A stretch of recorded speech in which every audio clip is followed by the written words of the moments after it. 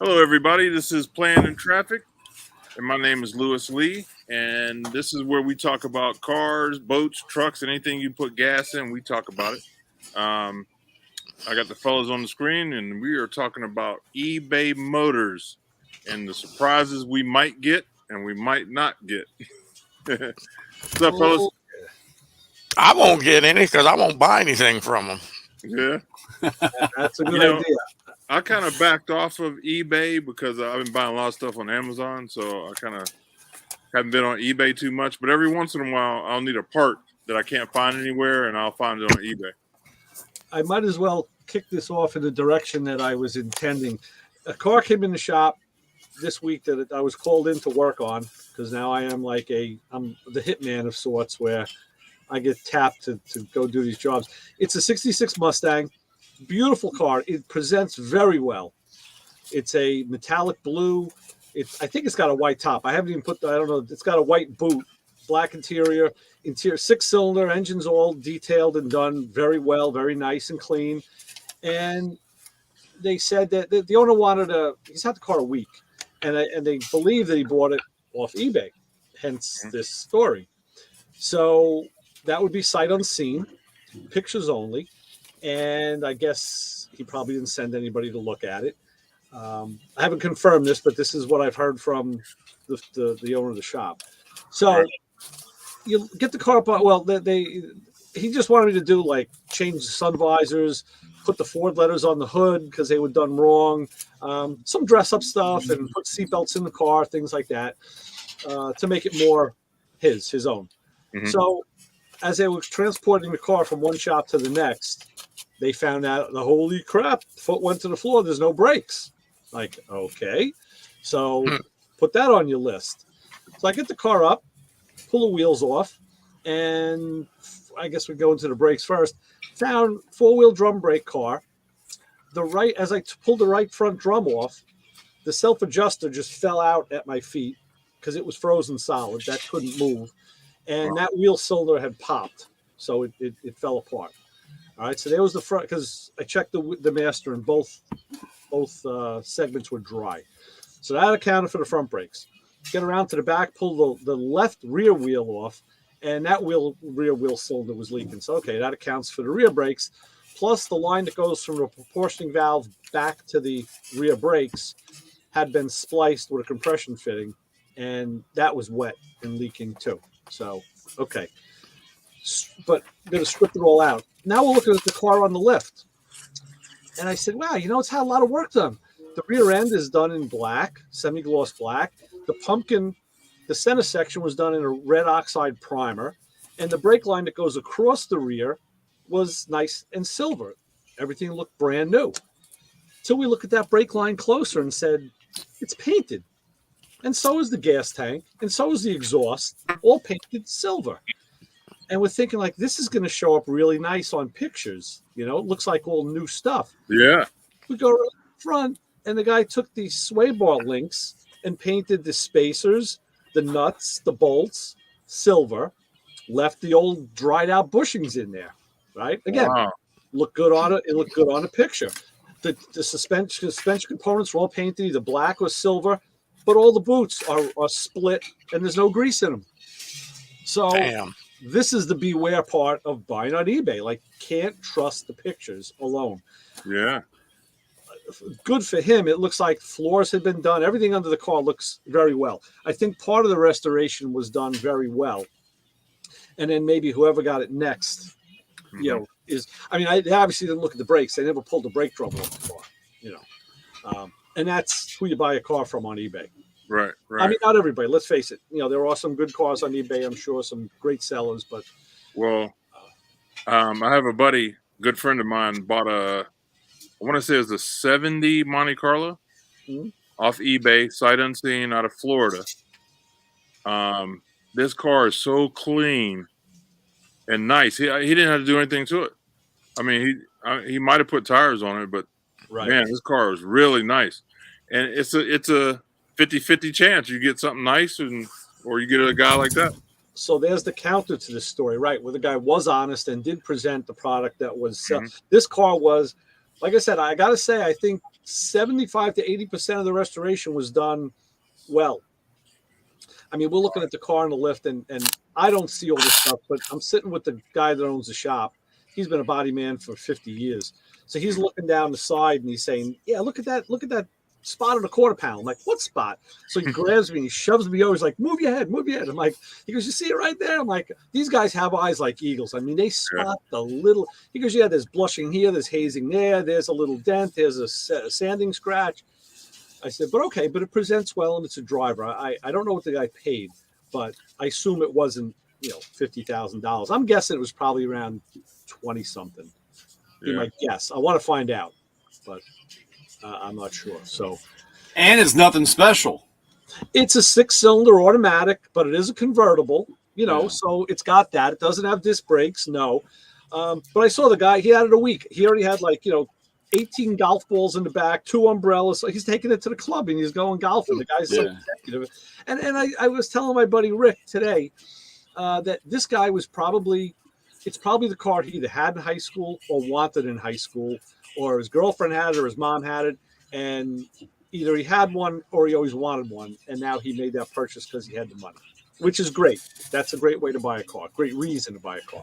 Mm-hmm. But at least it wasn't a complete a fake, though, because the serial number and the identification code comes out to what you're saying.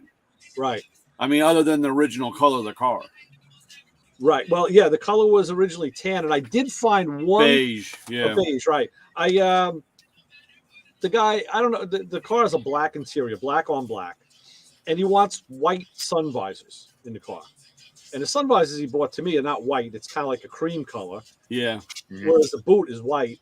But he bought the arms and the triangular mounting brackets, all from Scott Drake. Yeah. So I go to take it off. I'm like, wait a minute, this isn't going to work, because the convertible has an L-shaped piece on the header that mounts the Brian knows, and he bought the one that's for a hardtop coupe or a 2+2. It fits every other Mustang but this one. Yeah. So what I tried doing was, and then I noticed the rod that goes into the sun visor, the original one is, let's just say for argument's sake, just to pick numbers, 3/8 thick. The replacement ones, the aftermarket ones, are 1/4 inch. Say, it's that size difference. So I took the old rod out and tried to put it into the new visor. No, you're right. I couldn't do it. That size difference. So now he's got to send out and tried to put it into the new visor. No, you're right. I couldn't do it. That size difference. So now he's got to send out and try to put it into the new visor. That's a hell of a delay. Sorry. He's got the back. That's that was me. All right. So, so those parts have to go back, obviously. And now I'm going to have to tap Brian about seatbelts, because I'm looking and there's inboard holes. It's actually, I guess you'd call it like a threaded bung that are under the car in the tranny tunnel. So I found those, but I don't see any on the outboard side. And those floors kind of come right out to the rocker panel. Yeah. So I have no idea if there's something in there or how I'm supposed to get bolts and nuts in there, because it's got a double wall. So what I get is like an assembly drawing or something. Yeah. Something out of a service manual. So that just like that. I'm driving down to Maryland. It's nice that we have people all over the country that have different stuff that we can reach out to and find out info. Absolutely. I sent Brian a picture of the tag that's on the door, which has all the information on it. And obviously this tag is brand new. This is not an original tag. So I guess somebody is restamping those tags. Now, it looked original. It's too clean. I mean, the black and the silver is like super, super clean. It looks pretty. It looks right for the paint on the car, but remember that car's a repaint. Yeah. Like I was saying, when I pulled that sun visor piece down, I took the header trim down, and then there's the metal under there that has that beigeish tan color on it. But I can't. The only other place, there's 2 other places where the numbers are that you can dig around and find. Right. And like I said, one's over by on the fender where the if you look on that plate, they're going to have like the 6F number. Yeah. That number is stamped into the side of the fender on the driver's side, and there is one place up underneath the car where they're stamped. Yeah. But basically, for that car, nobody really did anything because the 76 is a 2-door convertible. The H is light beige. Right, like the 26 is black vinyl interior. The car was built on the 16th day of April. And I think, what is that? That was a DSO. Dearborn. What does DSO mean? The DSO district. That's district. It was sent to Indianapolis. Did you see? Oh, I didn't say. There was a picture of a oil change sticker on the windshield from Indianapolis. Yeah, well, that's where that car was sent. That was the district that car was sent. Well, was Indianapolis. The sticker's from 2019, so the car obviously stayed where it was built. And the rear end different. The rear end is a 3.20 open rear, right? And it had a C4 dual range transmission. C4. That's a funny transmission because you can take that transmission, if I can remember correctly. You could start it out in second, and then you can it'd be like a manual valve body. Really? You can manually shift going through the gears or something. You start it out. I think it has like a little dot. It has it's a dot, first, second, and drive. And if you shift up, then shift down or something, it goes into the manual valve body, and you can manually valve body it. That's what the hence is the dual range. And somebody put a chrome 200 Sprint air cleaner on the car.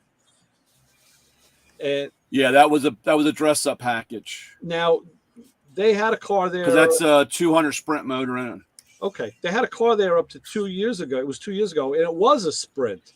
That was that green one that we had there, the convertible. That was a Sprint. That had the stripes on the bottom, and that one was missing the air cleaner. From this. So, and that, like I said, the year is 66. F is Dearborn. That's the factory. 08 stands for body. That's convertible. T is 6-cylinder, 200 CID motor. And then the last 6 numbers is a unit number.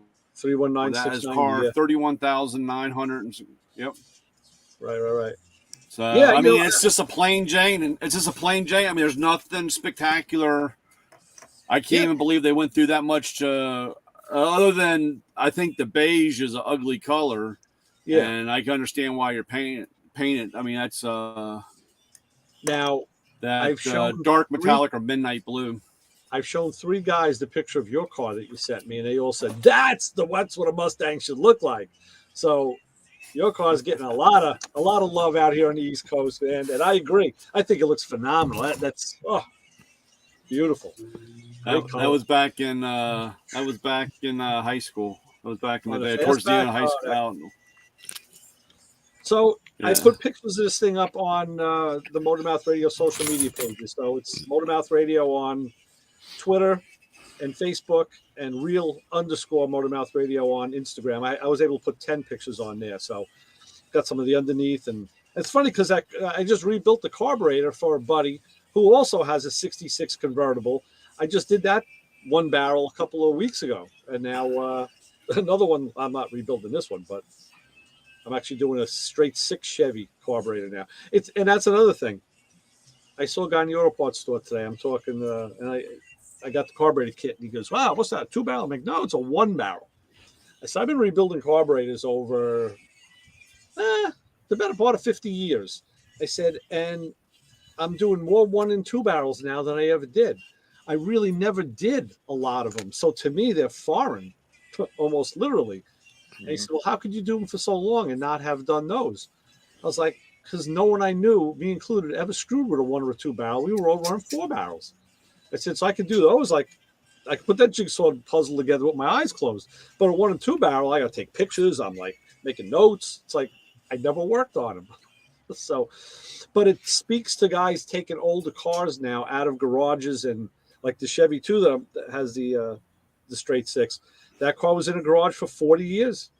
Mm. and stored before ethanol, stored before MTBE was in the gas. So they were able to wash out the tank, put some fresh gas in it, and that car started. The needle was stuck, so he had to free that up, and the car ran.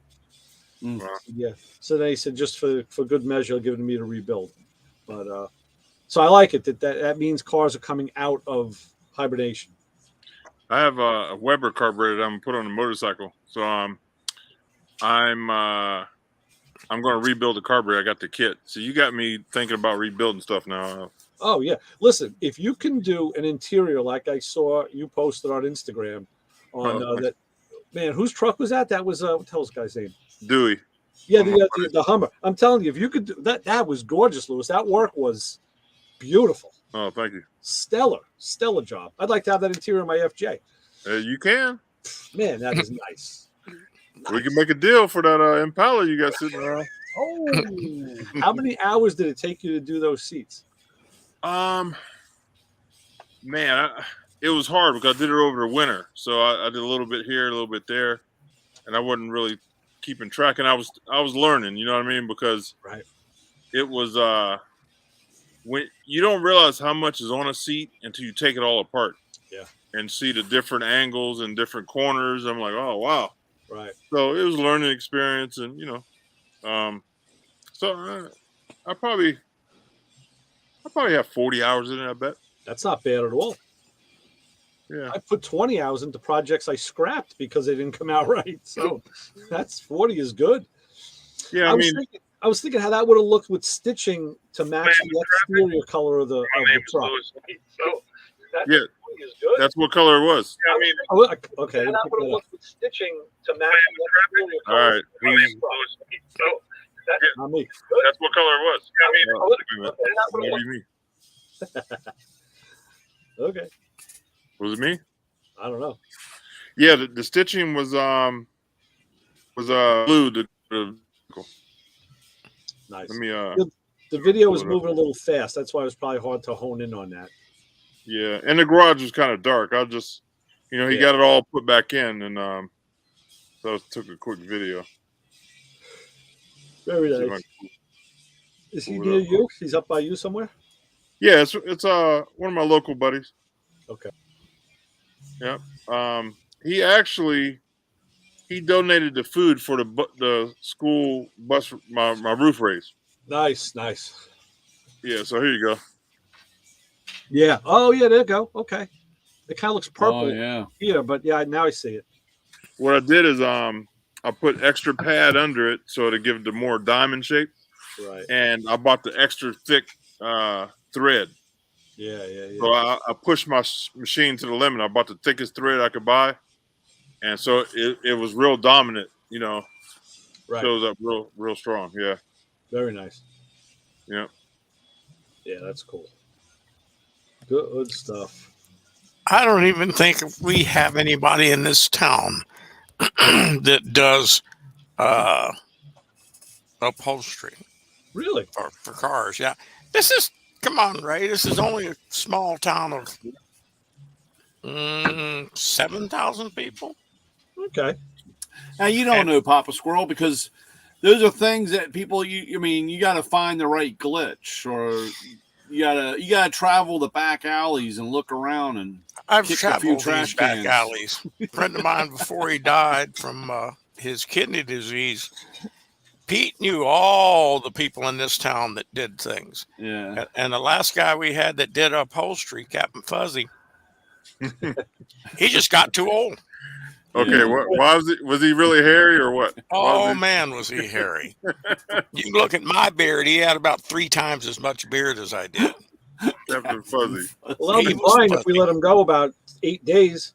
You're very true, right? Yeah. You never know that I shaved a week ago and a week and a half. So no. There are some people that can shave and they'll grow back quickly.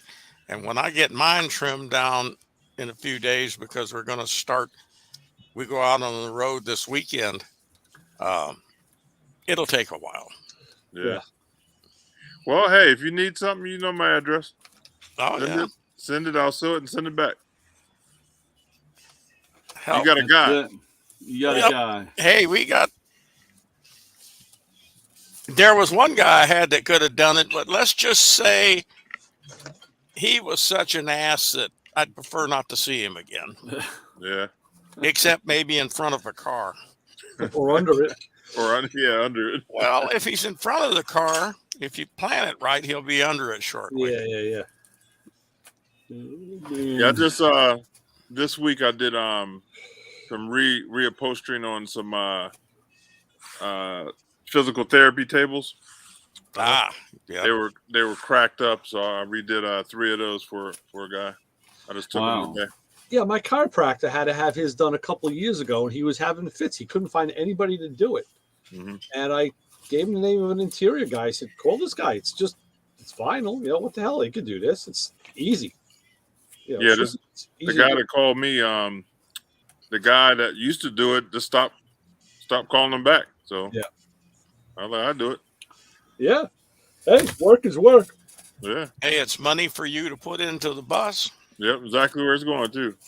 Because that bus is going to cost you a bundle. I'm even working on sports to make a buck.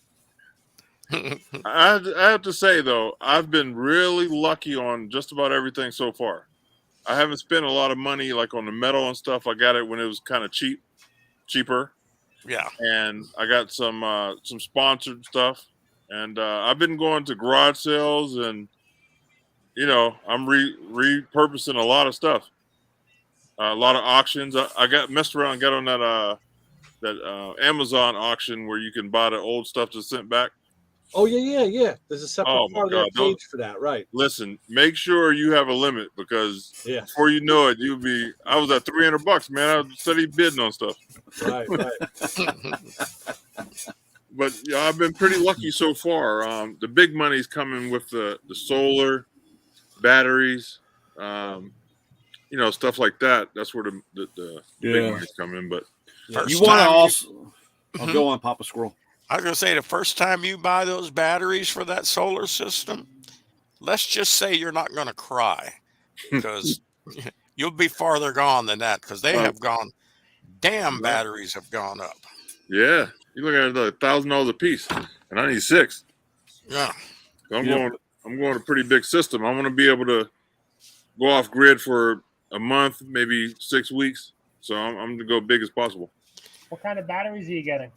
Lithium ion. Oh my God, you're getting the fancies. No, you have to. Yeah, it's the way to go. Yeah, because the other batteries, you can only run them down halfway. You'd have to use deep cycle otherwise. And Lions are the way to go. Yeah. And you just want to, and the only other thing that I can tell you is that when you're ready to get to that part, don't buy stuff now and wait, because in 2 years the technology will change so much. Right. Or even actually, you know, every 6 months, you know, it's like you don't want to buy a computer system for your bus and then have it sitting around because you know it's going to be outdated by the time. So when you're ready to do that part, you want that technology then. You don't want to buy something now and have old technology going in or waste the money. You want to. Yeah, Brian, we talked about this on one of the previous late night shows where we were talking about, you know, guys like I had bought parts for my car 25 years ago, stainless steel brake lines, braided hoses, stuff that was going to be consumables, not a big deal. But, and only a few things I didn't use because I changed the plan. But I know guys that have bought billet wheels and billet steering wheels to match the billet wheels and the billet mirrors that match the steering wheel that match the wheels. And now they put them on the car. It's outdated. And they're outdated. And now it looks like you built that car in 1993. Yeah. So that's or they do a paint job. You know, they get a car and they do that striped out thing. You know, Cassie connection. The thing. Yeah, you do some kind of because every once in a while we get one that rolls through. You know, like at our cruise night, and you know it's not a vintage car. I mean, it's not something that a guy pulled out of his. Right. He had been building it for 20 years, but he got to that point, and it's like everybody, and he says it. The guy goes, man, when I get my money straight, the paint job's got to go because it's been sitting like that for 20 years, you know. I mean, the only thing I would think other than that would be to build the rest of the car with the same period components and say, okay, this is my 1989 hot rod. Yeah. You know. Yeah. Well, see, lowriders don't have that problem because their stripes stay They look relevant. good. They've looked good and always look good in the past. They'll always look good in the future. And that You know why they do that paint job, don't you? What's that, Pop Squirrel? You know why they do that style of paint job? To hide the Because body work. if the car, yeah, that too. But if the car gets damaged, you don't have to match paint. Oh, I don't know about that. I felt the reason they did those paint jobs was because they had that sheer talent to do it. That's layer on layer on layer. I mean, there's tape. There's more. They spend hundreds of dollars on tape on those paint jobs. Yeah. Well, I was talking to one of my buddies. He was on Pimp My Ride. One of the guys on Pimp My Ride, and I was asking him about it because he's from California. I'm like, hey man, what do those paint jobs run? You know, for a nice striped up car. And he goes, oh, about 5,000. I'm like, what? He's like, everybody does them. He said the whole family is involved. He said little kids, they'll tape it. The dad would come primer it, and the grandmother would come paint it. Wow. He said he went to a shop, and he's like, man, that's a nice paint job. Who did it? And he goes, oh, my grandmother. And he was like, oh, is that old? She's like, no, she painted it 2 weeks ago. And he was like, man, the whole family is, you know, and that's the way those clubs are. It's like one family does paint, one does chrome, one does hydraulics, and they all trade off. That's why there's so many nice cars in clubs, because they all do something different. Yeah. Yep. And they do it symmetrical. I mean, I've done a couple flame jobs on motorcycles, and I've taped them off myself and even shot them. But I always did non-symmetrical. I just kind of did a free-form thing because it's really, really hard to do symmetrical. It's hard to match exactly what you do on right and left, you know. But they do symmetrical. I don't even know, you know, whatever you call it. But well, I know Trolley's his measuring system is pretty sweet. Yeah. No, that definitely helps. Yeah. He's brought the game up, I think, on that. I mean, I know pinstripers who do that. They'll do freehand pinstriping and do a symmetrical mirrored match, and they do it. They're doing it freehand. Like those guys are just damn talented. Well, we have a real popular pinstriper here in Youngstown, Guy Shively. Mm-hmm. He's known all over the world, I think, because he's the man. But he had married his ex-wife. He had married a lady, and she was just as good as him. Wow. And he was on one side of a car painting, and you go over to the other side, and she's looking just like it. You know, his stripes, they look the same. That's cool. Yep. That's somebody with a lot of talent. Well, I can't draw two lines and make them look the same. Yeah. There he is. We got a celebrity in the house. Okay, this is Terry Wilson, Coverman 66 from the world famous Monster Garage. Terry, got any eBay car scary stories to share tonight? That's our topic tonight. You know, nothing that where I got something that I paid a lot of money for. When I pay a lot of money for something, like, you know, I usually get it. But, you know, little small items, that you would think would work and it doesn't. You know, it's it's out there. It's out there. Like that, what's it called? The stuff that you see on eBay. Not eBay, on Facebook, like the polishing cream and all that. You get it, it doesn't work. Yeah. Or either the little stuff that you spray on. I even did a video with it where you spray it on. It's supposed in the video, it just obliterates the rust. Yeah. No. He said no. No. Yeah. So I purposely go and buy these things just to see it. So sometimes in Garage Shop we do independent testing just to find out. Yeah. No, we all do that. Yeah. Hey, Terry, I thought you were going to be outside like me. I was going to, but it's kind of dark, and there's bugs out there. I sold out, man. I'm sorry. I see. He was like, I'm going to go outside, too. I'm like, okay. Yeah, dark inside. Hey, I'm out here. Got a flashlight shining on me. Yeah, I got the lights I out like there, to grade outside where it belongs. Outside. There you go. Yeah. I got a fly in here. The cats will get him. One of the gray cat will get him. He'll definitely get him. Yeah. So let me ask you guys this: eBay owns you ship it, or you ship. Have you guys ever used those? That No, company? but the guys at the shop have, Mhm. and with good success. He said he's had cars transported. Yeah, He's bought stuff and had it transported, and he had good success with them a number of times. I've used them a couple times when I was hauling. One of my trucks broke down, and I had to get this vehicle. Matter of fact, it was a former president's son vehicle, Wow. so I had to get it there. Did he buy it on eBay and then you have to buy it on Yeah. eBay to use you ship it? No, No. he bought it from a person in a private person, and I was shipping it. I had one of my guys go get it, but the truck broke. So then I called you ship it because, man, those guys are on it. They fight for it. They bid on the Yeah, job. they had a TV show on that. Yeah, That was a TV Shipping Wars. show. Was Shipping had World. Yep. Shipping World. Wars. Yeah, Wars. I like that show. I watched it for years. Yeah, Yeah. Yeah. So That they came through for me, man, because I was in trouble. right. You don't want them Secret Service men showing up to talk to you. No, this was a long time. This was way before he was president. Ah, okay. This was 15, well, longer than that. Yeah, about 15, 20 years ago. I did not know eBay was you shipping. I'm sorry. I did not know that. Yeah. Didn't know that either. Yep. And they don't play, boy. They'll get it done. Yeah. Yeah, I was doing some So how's stuff out in everyone the doing? lodge last night, and I came out. My wife and daughter were on the deck. We're gonna have some dinner, and I said, "Damn it, I need a new toolbox." My wife said, "What? You got how many toolboxes do you have?" I'm like, I got 1, 2, 3, 4 of them. I'm like, "But I need a new one here." I said, I can't put tools in. I'm out of room in this toolbox." And she goes, "Well, you know a guy." Yeah. Hey, we can take a ride down because I'm going to steal some of Brian's used toolboxes. I said, "He got two." I said, "He's got extras." I've got extras.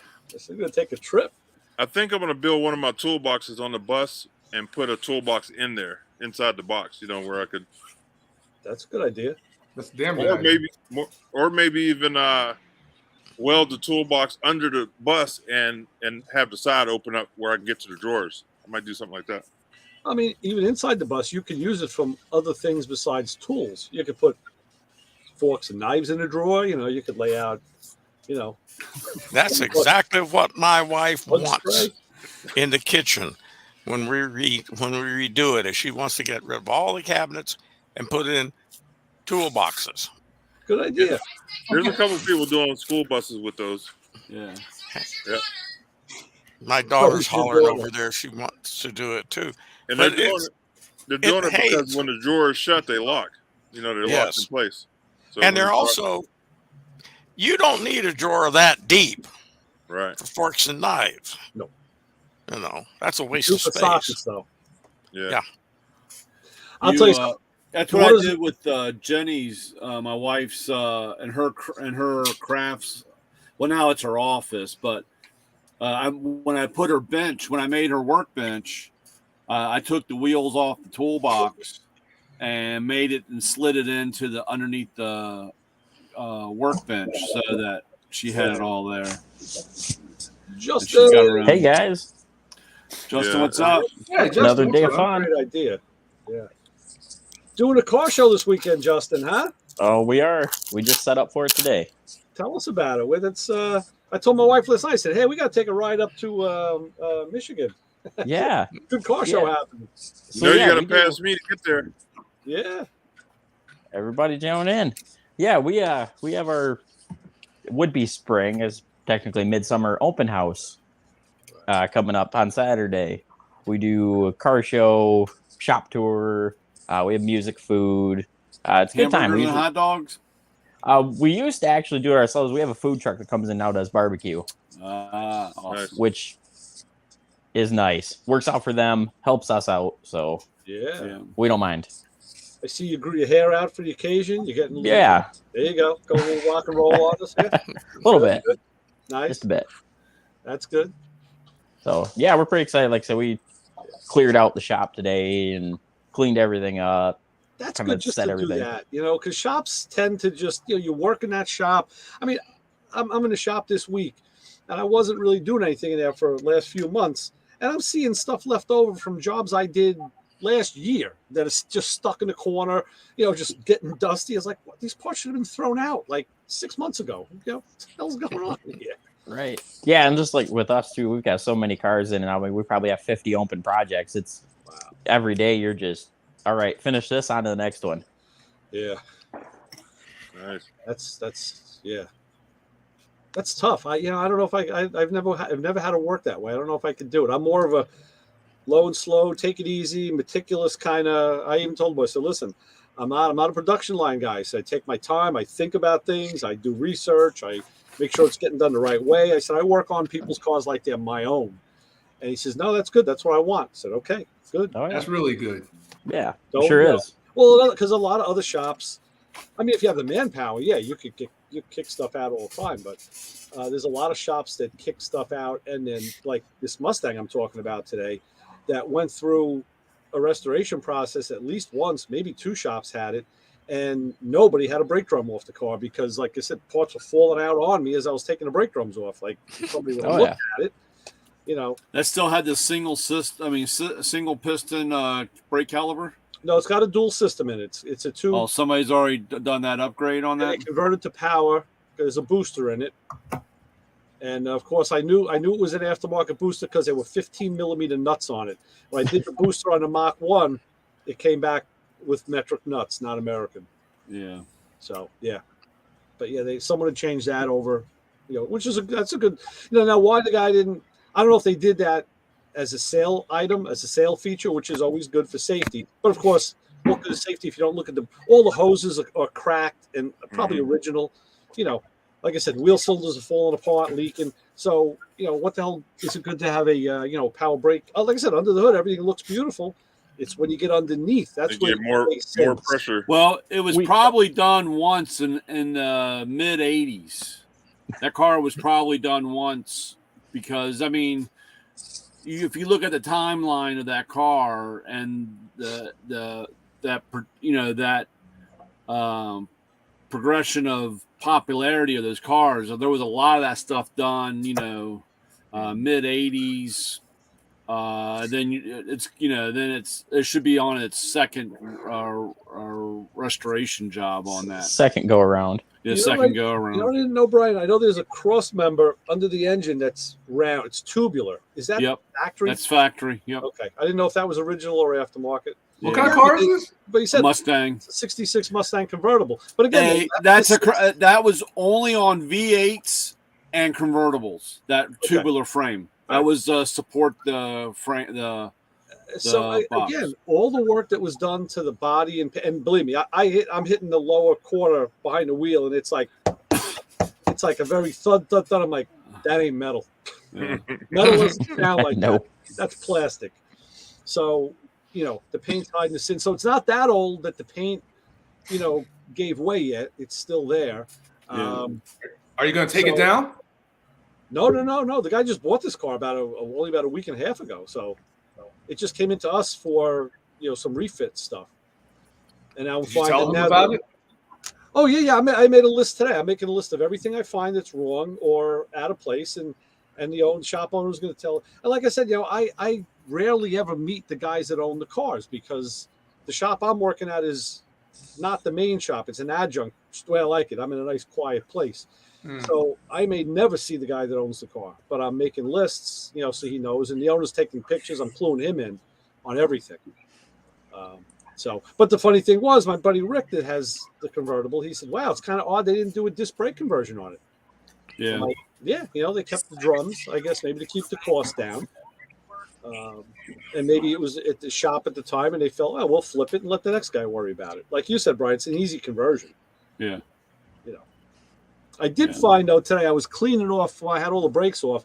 I'm cleaning all the backing plates and the spindles so I can assemble everything new.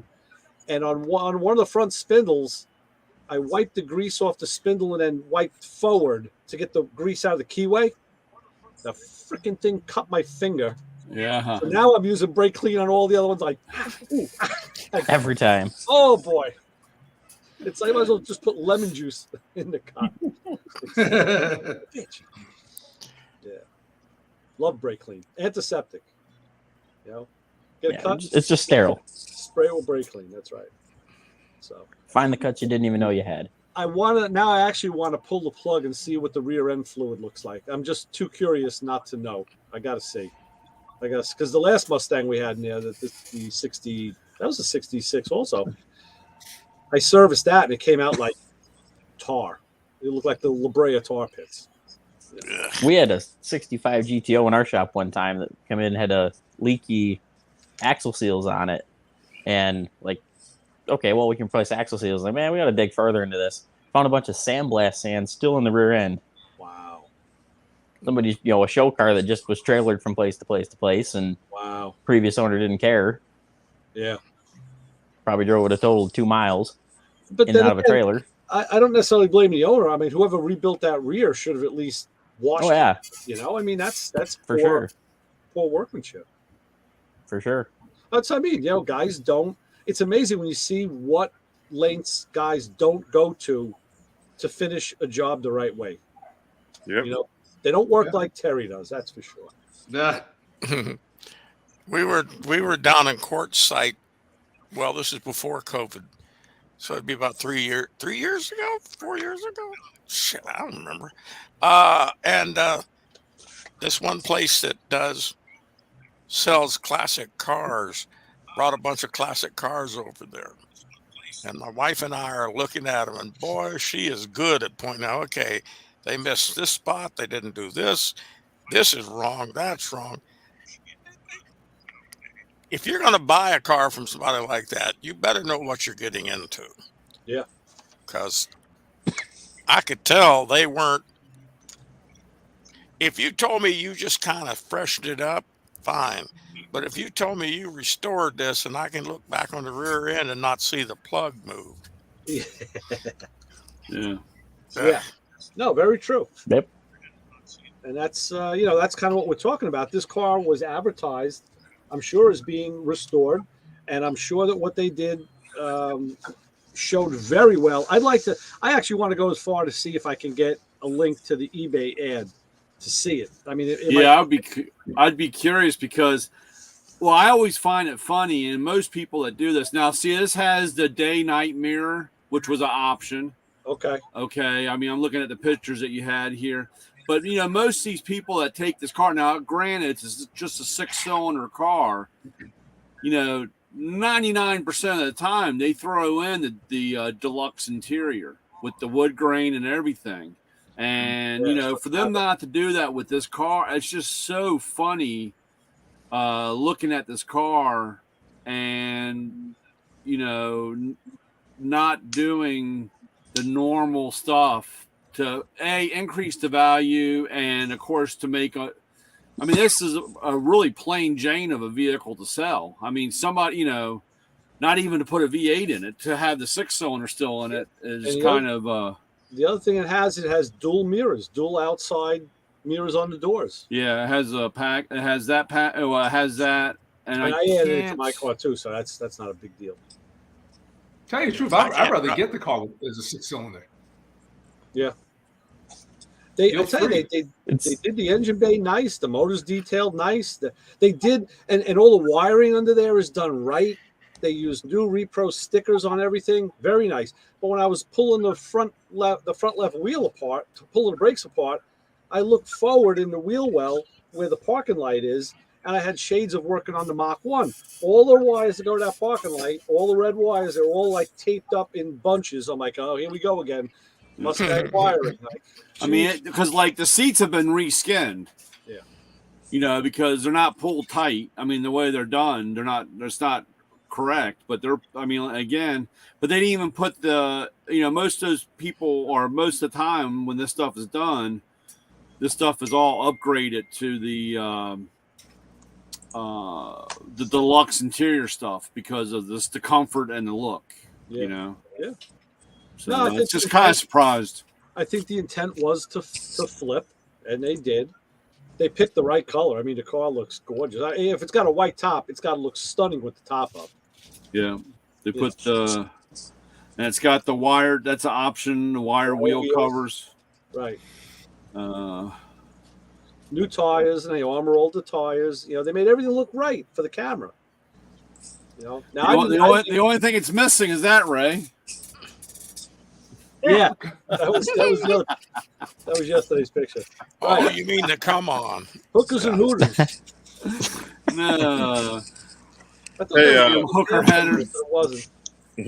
Hey, we were talking about toolboxes earlier. Did you guys see the video Stacy David put out of him building toolbox vehicles? No. Oh, the truck that he drives around. No, he took some of Brian's competition toolboxes. Yeah, he's sponsored by Cornwell. Yeah, he took 3 of those different sizes, and he's making them where you can drive them. Wow. One has a air propeller thing, like what do you call it, airboat? Like an airboat? Yeah. Oh no, I'm not seeing that. He has one of those, and one's off a go-kart, and one's from a lawnmower, Dixie lawnmower, I think. Yeah. And he's putting a challenge out. I think it's a challenge for other people to make them. But Terry, I offered me and you to come down and help him drive them because he's building 3. Absolutely. Funny you mentioned Stacy David, because my buddy at the shop today just says to me, "Hey," he goes, "You ever talk to Stacy David?" I'm like, "Yeah, we had him on Playing in Traffic. Was it a year ago, 2 years ago?" Yeah. His camera wouldn't catch. He had to call him for something. I think he bought himself a truck. I think it's an ice cream truck, and he wanted to see. I don't know. Stacy's name came up about if you want to do work on this thing or not. So Mike was going to get. I said, "Well, look, throw out Playing in Traffic. Tell him I said you know a guy who's on the show. Yep. Tell him we want to get him back." Yeah, I talked to him yesterday. Okay. And Terry, I volunteered us to go down there, so we're gonna have to make a trip. What did he say? He said, "Okay." He was like, "Come on." He goes, "You can drive it." So Let's do it. Yeah. And then we'll just have the flashback. We'll just have a flashback picture. Oh, that's Brian. That's my Mustang when I was I was out of high school. That was. You see now, Don't you be shaking your head like that. I Come had on the now. impression the way you Oh, talked. you see that? I'm sorry. I had the impression the way you talked about that car that it was a lot more modified than, or like a little hacked up than that picture depicts. Yeah. So either you were kind of not explaining yourself, but that car is that the looks, car you have now? Yeah, that's I've had it. That's you gotta that's get her. That's Susie. You got to get that. Okay, car back. Brian, it's a nice car. I give it to you, but That's a beautiful. had that car been Okay. a 69 or even 70, then you'd see me like, woohoo, all right, yeah, that's what I'm And in talking the about. background, see that's a 68 Oh yeah. fastback, the gray one, Yeah. and Whose is that was a 390 4-speed car, Mhm. and the little 289 showed him all about power. All right. Power And to he weight hated- ratio, buddy. Power to weight. He hated me, and he tried He multiple probably also- times. That's He also probably why hated he changing kept spark losing, plugs. because he tried too hard. Yeah, he also hated changing Hey, spark Brian, plugs. I'll you guarantee. learned them? Huh? You learned them? They didn't call me Mr. RPM for nothing. But I tell you, oh well. Keep looking at that picture. Hey, Brian, That I inspiration. got a question for you. That's got to get done. You know, I was thinking about, putting a team together to go work on people's cars. But Oh yeah. I don't think you would appreciate a whole bunch of guys coming touching your car, would you? Well, I mean, me and Ray's been talking. We've been talking, and I don't know. Like I said, I got to get it up and moving. So I mean, like I said, I've got the stuff to cut and do the coilovers and the independent suspension up front. I've got the kit. I mean, I've got everything. I'm afraid to cut it. I got to have somebody to come over and cut it. Every time I hold the saw up, I get a little shaky. Hey, just think of it this way: you can always replace it. They make welders. They make There you Think of go. it as if you were That's cutting out. exactly what one guy I knew said. He said, if you can cut it apart I can weld it back up, Yeah. and you'll never know it. You could just make believe that it was like rusty and it's got to be replaced. Yeah. So I But keep like I going said- back. I mean, that was the biggest thing, and like I told, me and Ray talked a couple weeks ago on this, 2 weeks ago, and We had an epic show. we had it was an epic late night. I mean, it was. I had to have an extra glass of milk before going to bed. It was rough. I mean, it was a father-son conversation. You know, I dreamed about it that night. I really did. But like I said, Brian, even if you don't do that part of it, put a motor in the car. You know, you can do that later. It may be a little harder to do, but so don't do. If that's stopping you, then don't do that. Go around that. Do something else. yeah. Or just start at the back end, and maybe as you get momentum, you'll think better of it. Yeah. Yeah. What do you got to cut out anyway? It's just starting. It's just starting. What do you got to cut on that car to put coilovers in? Well, I wanted to take the shock tower. I mean, I wanted to take the. Oh, you shock want to replace the towers whole out shock and- tower and put You know how Yeah, buddy. rack or something like that in there, like Yeah. like an update. Okay, I know what you're saying now. Yeah, and the problem that I have, okay, and we were just talking about this with the car that Ray has. Now, my car was done once in the early 80s, okay? Then I had it, and it's been sitting in the garage for the last 30 years. It hasn't been on. It's literally, I mean, I've been with, yesterday was our 26th wedding anniversary, but we've been together for like 31 years. And it's been in the garage as a shell for 31 years. Wow. Yeah, it's too long. Okay. That's too So- long. Yeah, you got to do something. So it hasn't been hacked on. It hasn't been cut, other than when I put I had a Vertigate. I had a Vertigate shifter, so the floor around where the shifter is a little enlarged because of the shifter of the Vertigate that I had. And I look at this, of course, when I go up to see the hot rods on the weekends. Everything that comes in is so butched up and cut and butchered so bad. That's when I get scared about maybe I shouldn't cut mine or should just leave it because No. Don't worry there's about only what other people do. 4,100 of there's only 4,100 of mine made. But the thing is, Doesn't you're matter, looking it's at it yours. the wrong way. You're looking at their mistakes that you're not going to make. No. You're not Right. going to That's butcher true. it. I You're mean, gonna that's do it true. right. Yeah. Yep. I mean, I understand. So I you're mean, going to be the guy to roll in and say, and roll open that hood and say, yeah, look at how it's supposed to be done. This is how it's supposed to be done. And Exactly. that's what you're going to do. Like, come see how Yeah, a real man. man works on a car. yeah. Well, no, it's true because I know a few people. We'll come down, man. Believe me. Yeah. We'll roll. Man, that means I got to really clean the garage out to make room for everybody. You know, I don't know if I would have wanted to do that either. I mean, I'd love to, love having friends around, but there's something to be said about the days and nights I spent out there alone, just me and my project, thinking it out, working on stuff.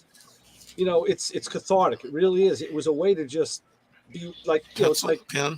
it's be one with the car. You know, it's like a real kung fu kind of moment. It really is. Yeah. Well, Yeah, well, yeah, see, you no, talking- I You're can talking go about that someone way. who can do the work. See, now if you get someone Right. who really can't do the work, then they would love to have people come and fix it for them. Well, yeah. But if you But can- Terry, like when if you're you out in the can do it garage, you're yourself- doing your stuff. You know, I Yeah, mean, like me, I I like to just because like when you have a lot of people in the shop working, like on your ride, you don't have the ability to sit and think about things. You got to keep on moving right. until you kick them out. You know, I've had days where I had multiple people over, and there's some guys you'll just hand a wrench to and say, "Here, do this, do that."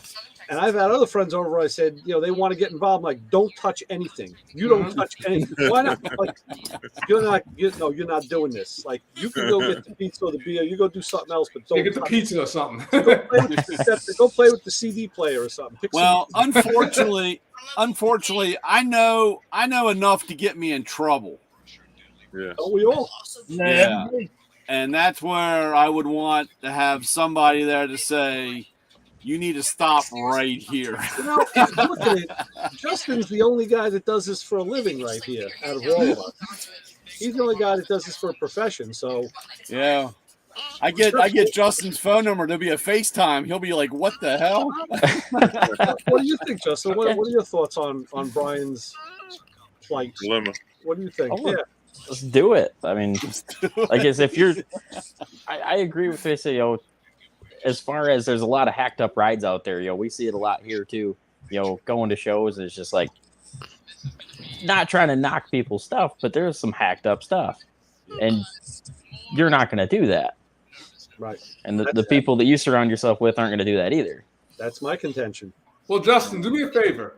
Explain, because I think we all know, but what do you consider hacked up? Because being that you do this for a living, what is the definition of hacked up? Good question. Stuff like one of the biggest things I see is electrical. Oh God! If I've got a length of wire that's this long and there's 3 butt connectors in it, what's going on here? Or you had a wire nut from Home Electric that I found on the Mach 1. Right. And then they tape it up to hide it and put it in with the... Yeah, that's beautiful. Or, like metalwork that's just, torch this off and just stack pieces, and you're not cutting it out and replacing what you need to, doing it right. Mm-hmm. Yeah. No, we're the same boat. Okay, good. Like I say, not trying to knock people's rides. I mean, my car's not perfect by any means. No, I promise you that. Brian, the company you purchase your products from, I think they'll give you a lot of support on where to cut, where not to cut. You know what I mean? Oh yeah, I'm surprised they don't have templates or something like that. We just place it. Yeah, the TCI. Oh yeah, there's. I mean, they have a really the TCI. I think. I mean, my opinion's the best. I mean, I think it was. Correct me if I'm wrong. It's like you cut it where it meets the inner fender.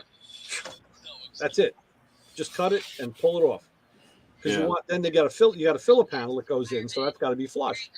Yeah. So even if you cut it, an 1/8 or 1/4 inch fat, you can grind it off or whatever, however close you want to get. I get right up to that inner fender, right down. Mm-hmm. Yeah. Have you done a TCI or you've done that, Justin, right? On a Mustang or a Comet or Falcon? I have. We had a 68, I believe, Cougar that was in our shop. We did paint work on that had a TCI front suspension in. The Cougar that we did, the 67 we built, that was a factory front suspension. Still had the shock towers and everything. But my experience with TCI stuff, they make a good product. Yeah, they do. Yeah, I looked at a lot of, the Fat Man and what was it starts with an H? I can't remember the name. Heights. I looked and I saw a couple of them up at the hot rods, and I just didn't like the way they looked. Okay. What about chassis work? You ever got you think about, does chassis work make anything for Mustang? Chassis work, yeah. I got the from I think it's Chassis Works is the mini tub kit to move the frame rails in. I mean, I've got all this stuff sitting, dude. I like I said, I've been sitting on this stuff and I look at it and move it from one place to the other. And sometimes I get a little bit of granddad's cough syrup and I grab the saw and I'm like, I just can't cut it. It's tough. That's what you don't want to do. Oh, I got to tell you something. We're having dinner last night out on the deck, and all of a sudden there's margarita shows up in front. My daughter became quite a margarita maker. And I'm like, okay, good. And I'm like, after the first sip, I'm like, whoa, somebody slipped with the shot glass. Like, I was boxed after this. I mean, granted, it was a fairly large drink, but I was boxed for the rest of the night, man. I was like, keep it up. You're learning how to mix. Give me something to work on. Where's the straw? Brian, you're just going to have to get a couple other people up there with you to provide emotional support.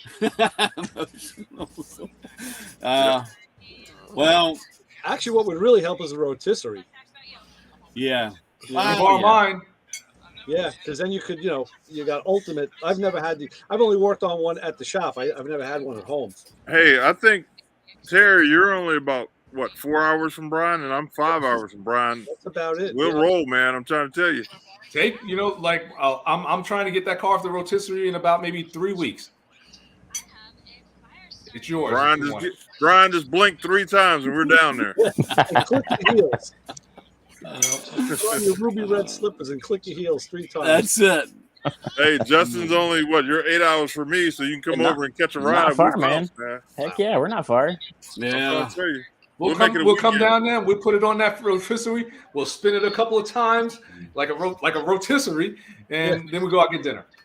That's it, man. Yeah. Crab cake. Your crab cake. That's it. Crab Hey, cake. Ray's retired. He can pick up Terry, hit the road. I'll meet y'all down, man. I'm telling you, Brian, we'll come. Man. Well, yeah. We might have to. You tell us what weekend. Give us a couple weeks ahead of time, man. I'm trying to tell you, we'll roll. I just gotta make a little bit more room and really. I guess I've got stuff between my storage unit, the shed out back, and at my parents' house. So Well, I guess I need to get the list out. I got my rotisserie in my garage, my 2-car garage. Yeah, like this. And it's like narrow. This. Yeah. Lewis will tell you. He was there. Yeah, it's narrow. It's sitting on. I have a scissor jack lift, and that's what it's sitting on right now. So, but it can be moved. It all can be moved. All right, buddy. Y'all might see me run away in a minute. I got some foreign bugs flying around. Carry it away. This outside thing. Did you hear it? I tell you, thought that was a small prop plane. Seeing Lewis over there spraying. Right, he's over there. Yeah.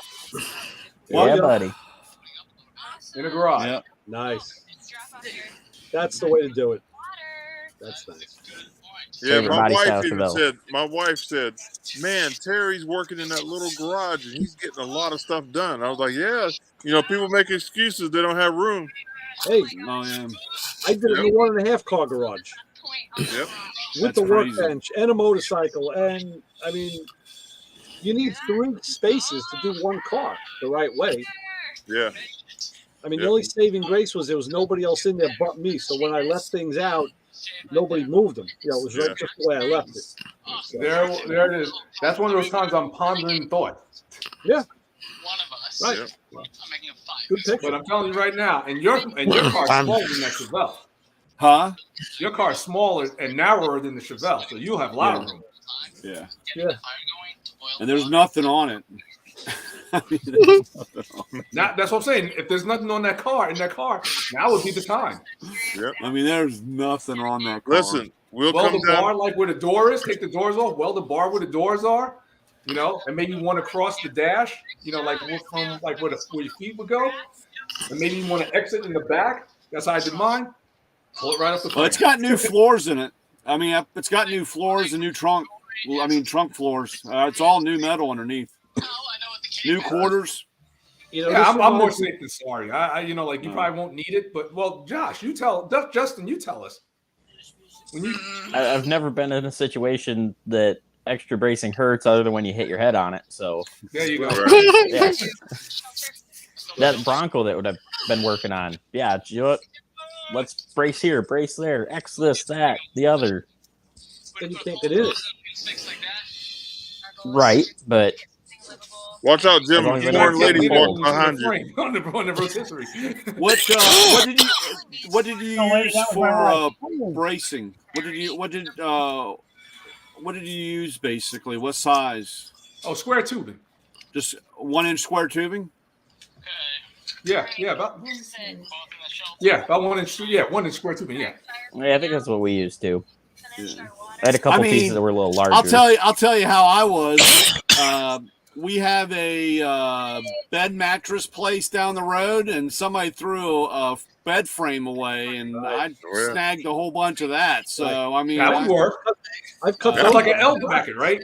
Yeah. That's what I was told that's pretty strong stuff. It is. Oh yeah, you ain't bending that. Listen, I've been telling people to drop them off, man, and let me know if they have them. I've been picking them up for the buck. I'm using it all over. Believe me, that's some good metal. Just tack it in place. Yep. Little stitch. On the side.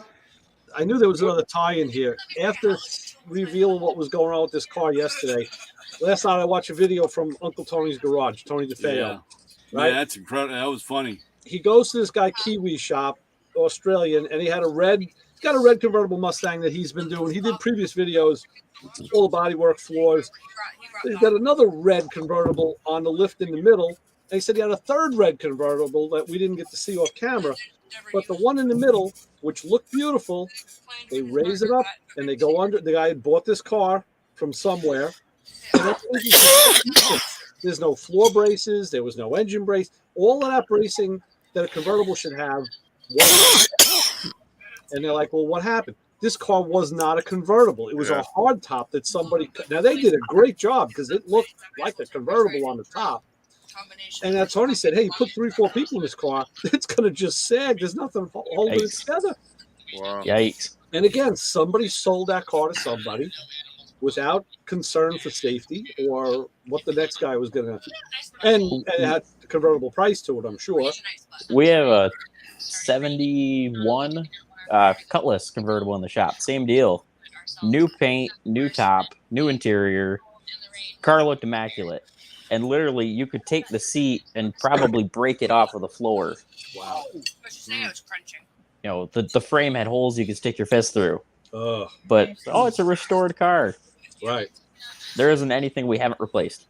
People think, restoration means from like the rocker panel up. That's it. What shows good in the picture.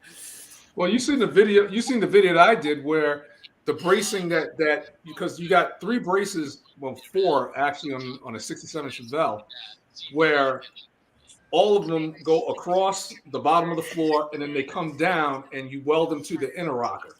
Yes. That was the inner rocker was, it was just gone. Those braces were gone. Those braces that like it's like a gusset piece. Yeah, exactly. So there was no structure basically in that car. Right. Like you said, you get a couple of big dudes back there. That bracing, there was no bracing there. Yeah. So what I had to do is I had to go and get some flat plate. Well, what I did, I just went and got the stock, what's it called, inner rocker, and just one piece because all I needed was like this big. Metal. And then I went and got all 3 of those braces and hacked off the ends, or maybe a little bit more inside the ends, so I could just weld it in and then put it, and so it looks good and like it's stronger than what it was, and I just put some extra welds in there just to make sure. Not gonna hurt. And you don't even have to have big dudes in the back. You could have like your wife and your kids in the back and hit a good enough bump, and if a car is compromised underneath, there's going to be trouble. Yeah, I didn't want none of that. No. Yeah, and not even for me. I'm talking about like, when old Terry's long gone, the car goes off to his next life or whatever. If it's not my son, I want it to be safe for whoever gets it, and you got to do it right. Right. Yeah. Hey, I got a question for you guys. I don't know if you guys seen. I made a door for the bus, a small door for the passenger side. Sounds familiar. I did see that. Nice. But I got myself in a situation. Okay. I made it as heavy, right? So now I gotta put it up and put the hinges on it. So I'm trying to figure out a way to line up the hinges, like on the door and on the bus. You know what I mean? Yeah. Where I could. How big is the gap? Is the gap like maybe like at the bottom? Because you could always pry something up on that door just to hold it. Like, I got a little bit on the top and the bottom. Okay, so yeah, you can do something like that. You can put like an iPad or something like that. And then just to hold it in place and you can maneuver it. That's how I line my doors up on the car. What about mount a mock-up door that's lighter, and then transfer the hinges over from the mock-up to the real door? Do you have an engine crane? Do you have a access or? Yeah, see, that's another thing. It's up high because I blocked in the door of the bus on the bottom half, and I put a floor in. So from the floor to the top of the bus door is where I made the new door. Here's the do you door. do you have a tree nearby with a branch, because you can have a come That's a along nice on that? looking door. It's like a bank vault. Yeah, Refrigerator. I do have a tree. I might have to try that because once I made it, man, I'm moving it around. Like, man, this thing's heavy. So here This it is is going on to the the back table. door. No, this is It looks like a This is- jail door. yeah. Oh, this is the front door. This is the door that's going to close the bus. Yeah, this is the passenger door because I closed in the. Well, let me show you. I closed in the door of the bus, and I was just going to put a window there and sheet metal it. But then I started thinking I could I'll make my own door and have access, to get out if we emergency or something. Access hole. Yeah, so check it out. So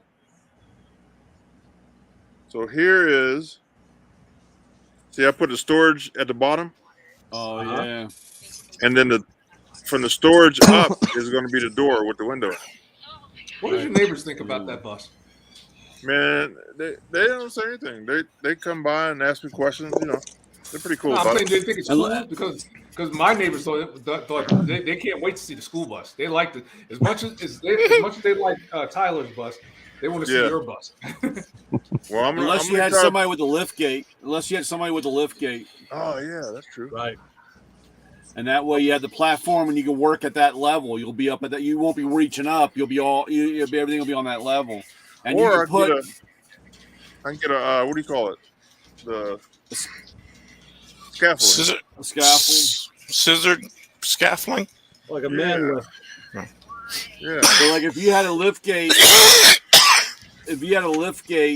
access to a lift gate, and then you could put the door on a dolly, and you can roll that right up, and you're at the center. You can just lower the lift gate to where you need it, and then you could be working at that height. Yeah. That's the only problem. Yeah. There's only one guy here we know has a lift gate. Yeah, I know. That's I'm true. like 5.5 hours away. Yeah, bring a couple toolboxes up, and I can use your gate, and you can go back home. Hey, we got one at the shop because they bought that old Snap-on truck and the lift gate. Well, yeah, because that's the only thing I could think of. After I made this door and everything, I'm watching one of the videos of another guy building a bus, and what he did is he mounted the hinge on the bus, and then he mounted a bar to the hinge, right? And then he built a door in the hole because the bus doors are not straight. They're not. Built it off the hinge, yeah. Yeah, he built it off the hinge, and then he took the hinge off. That was the smart way to do it. That's smart because he made it fit as he went. Right, right. And it's not square, so every door that he makes fits that bus. And after that was after I made my door, and I'm trying to figure out. I was like, oh man, I should do it that way, but what are you gonna do? That's why I like my box truck, because my box is square. Yeah. And what I've got for a side door is a heavy duty outdoor exterior door for a house. Yeah, that's what I put on the new door in the middle. Yeah. Yep. So when I grow up, I'm gonna own a school bus. Yeah. Here's the side door. Oh yeah, there you go. That's the entry door. That looks like the one we have. Literally. So I think I'm gonna change it. I think I'm gonna put a more fancier door on. So I'm gonna be a little bougie. Yeah. Oh, bougie. You can always paint it up and put oh hell. My wife knows a fancy word for it. Facade on it to make it look really good. Yeah. Facade is the fancy word. Yeah. Yeah, I was looking at it the other day. I was like, babe, I think I'm gonna change the door. I'm gonna put a nicer house door on it with a glass, Yeah, I think you should do that because that kind of looks like a door that you have inside the house, like a bathroom door. Yeah. So I might see. I had a window. Here, let me grab it real quick. It's right here. They put like a window door or something like that, like Yeah. half orange type of, where it has like. Hey, you can plug that door right there. Yeah, so there we go. That's it. There you go. But just do it with plexiglass windows. That way it won't shatter. There you go. Oh, That's yeah, what I'm Oh, talking yeah. about. stained glass. Yeah. Yeah, I was gonna put this Man. in it. Where's that? I was gonna put this in it. Where's my camera at? There it is. There you go. But it's a little too long, so Yeah. I might make my own wood door and put this in it. Yeah. See, the beautiful thing is I can do whatever I want. Right. You know what I mean? It's a wide open canvas. Yep. I see, Brian, you don't have to worry about anything as complicated as that. You got to just take parts out, put parts in. Everything's going to fit. You know what's going to happen. It's like easy. Easy peasy, right? Little duct tape will fix anything. Now we're getting to that rough area that I'm talking about. It's nothing you haven't done 150 times already in the past. This one's somebody else's stuff. Yeah. That's true, but you know what? I found myself that, I'm careful. Like I said, I'm very careful with other people's stuff. But then when it comes to mine, where you can kick it around a little. You don't feel so bad about, being a little rougher or whatever. But, when you're going to do the right thing at the end of the day. You know where the body's buried. Oh, yeah. It drives me absolutely insane. And, of course, again, somebody will ask me, and I won't say because I don't have mine on the road. I can't, be that kind of judgmental about it. But when I see a guy and you hear that he spent, like this guy in this convertible, if he spent $15,000 and you open it up and you got like Justin says, you got 6 inches of wire with three butt connectors and 2 coming out of it that used to go to something that just cut off. It drives me absolutely insane. Yeah. Yep. And honestly, go on. Good. And honestly, wiring is the worst. We've had some really nice cars come in that I'm like, I don't even know why they haven't burned down yet. Yeah. My attitude towards wiring is sit there, drink a beer, let yourself get sober first, and then start doing it again. We had this guy come in. He had a 50. I think it was a 59 Cadillac that he had a Cummins 2-valve thing in, and he had actually taken like a 60, I think, Cadillac, the fins, and had him cut off and turned upside down and put it on the bottom of from the 59. So it looked like from the back, it looked like a spaceship, it looked like something out of Star Wars, because it had the fins coming up with the lights, and then it had the runners on the bottom. And this thing, it had 4-inch exhaust coming out of the front fender, where the thing was, and it was pretty badass. I mean, it looked nice. And somebody said something to him about it, and he goes, "Oh, I got to baby it because I don't have a tack in it." And I said, "Well, why don't you have a tack in it?" He goes, "Well, I don't want to spend $300 for a tack for the diesel." Oh, no, spend it. And I was like, dude, you know how stupid you sound? You spend all this money and all this other stuff, and it comes down to $300. I mean, that's the stuff that drives me absolutely insane about all of that. You spend all that time and money investment, and you're upset because you want to find a used tack someplace because you don't want to spend $300. All the time. It's crazy. Yep. My wife's got a question for all y'all because you're a good producer. You're intelligent, I hope. No promises. No promises. What pre-75 cars are easiest to get parts for? Justin, you probably know about it more than I would. 375. More than What was the question? What was what pre-75 cars are the easiest to get parts for?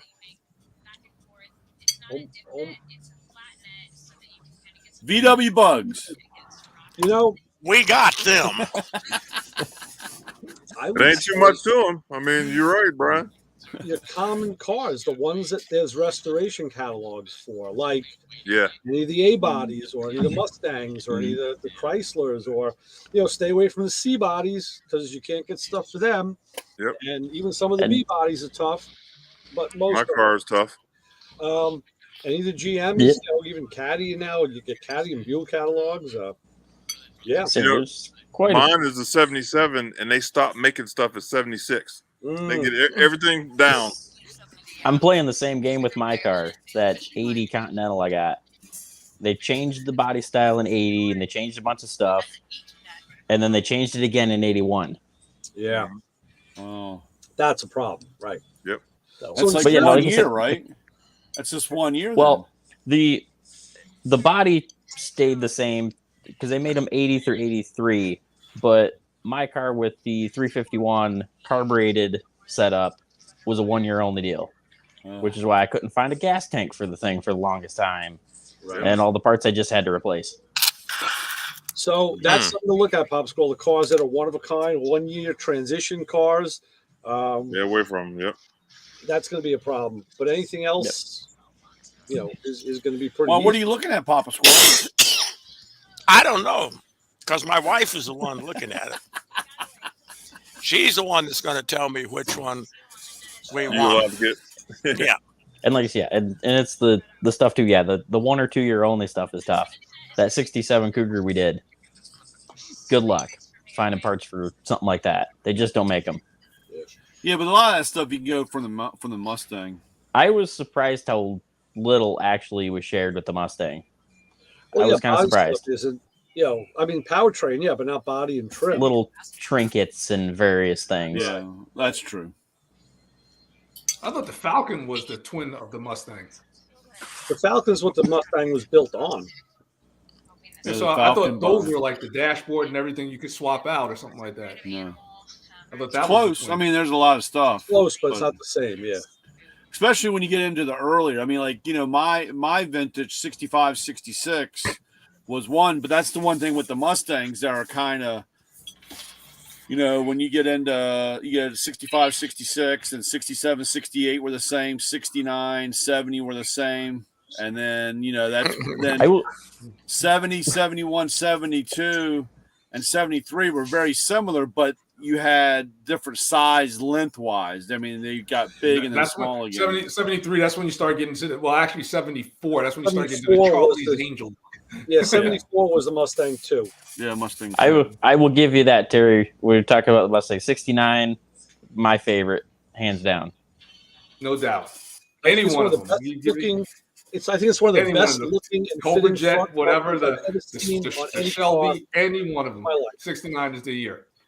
I'll take a 70, but It's all right. It's all right. it's all right. It's all right. It's a nice beefy car. The dashboard even looked good. It got the two humps. It's a beautiful car. You know what? I think Terry's gonna get a 69 Mustang. I'm gonna try to find it and put an LS in it. Oh, Oh, that's no. it. How do you disconnect that for the Terry?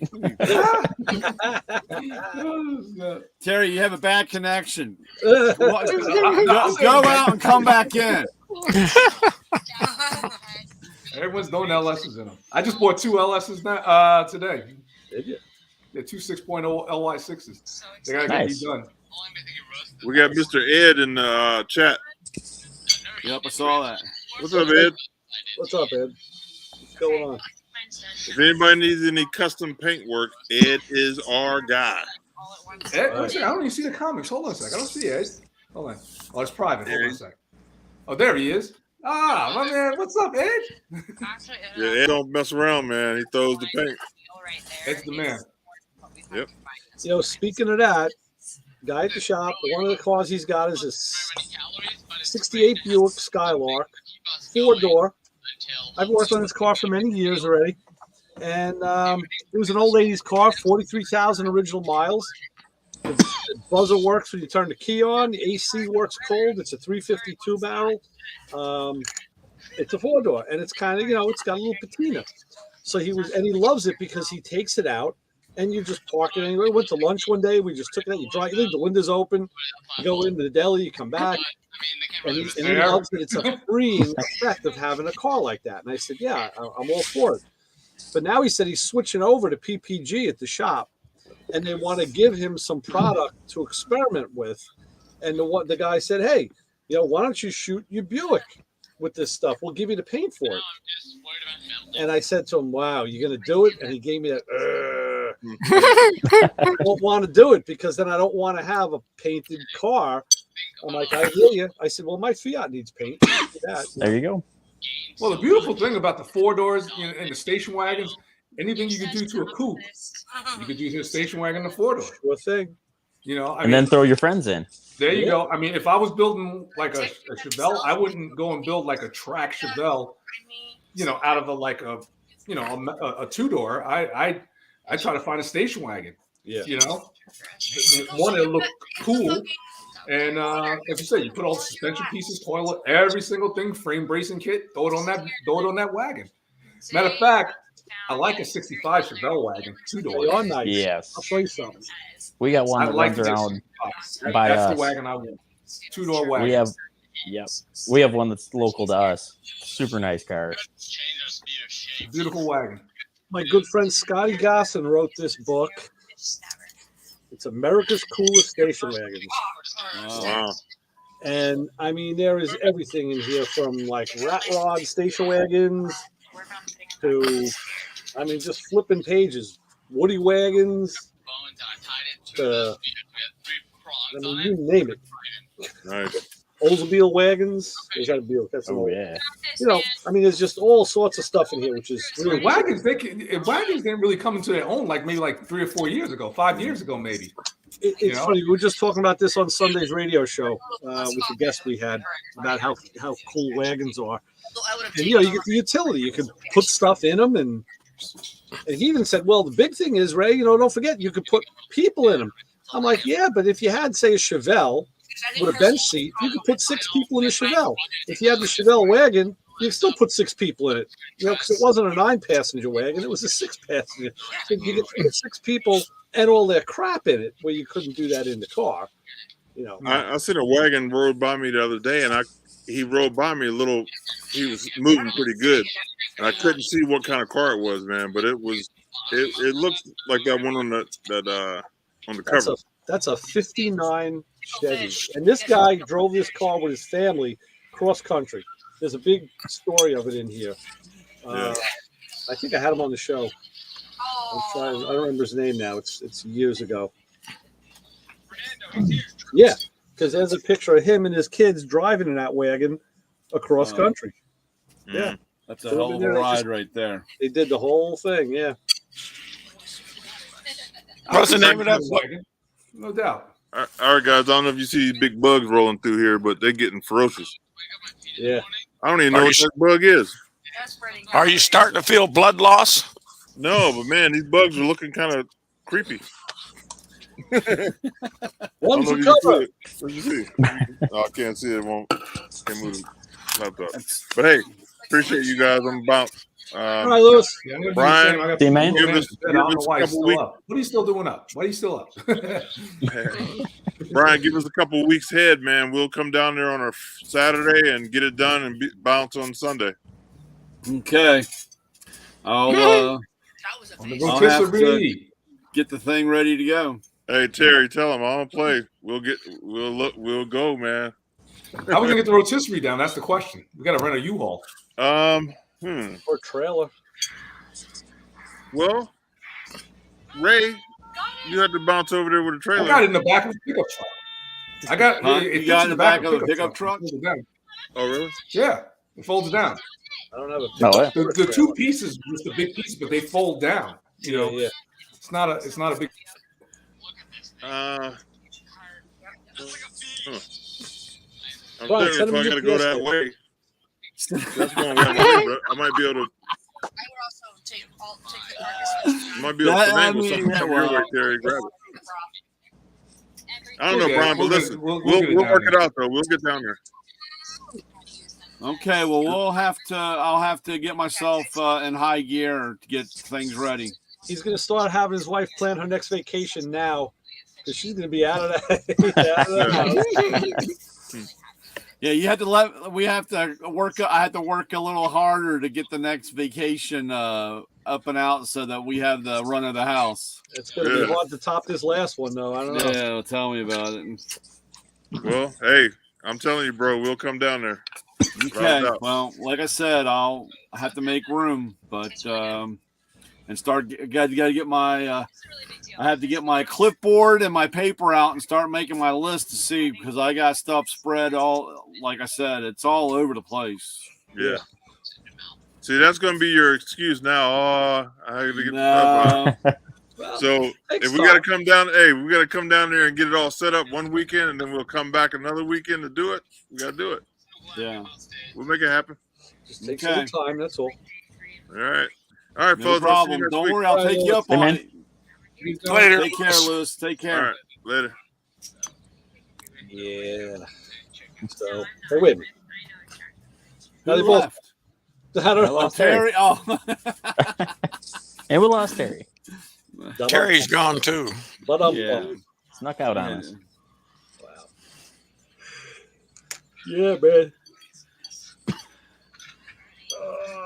So today, since I was at the shop on a Thursday, who rolls in but Mr. Red and White Truck, right? Mr. Snappy. And he comes over and says, "Hey, what are you doing? I haven't seen you here in a long time." I'm like, "Yeah, it's been a long time." He's like, "Oh, wow." So he's like, "What are you doing?" I said, "Well, I got me on a new project over here." He goes, "A Ford?" He goes, "You're a GM guy." I'm like, "Yeah, kind of." I said, "But, I've worked on a few of these already." I said, "This is a nice one." So always busting balls.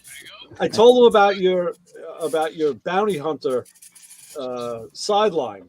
Oh, yeah? At home at Harbor Freight. And he says, "You know what?" He goes, "That's the smartest thing I've heard in a long time." He says, "That guy's got something on the ball." I'm like, "Yes, he does." He goes, "Man, if I wasn't so lazy, I'd do that."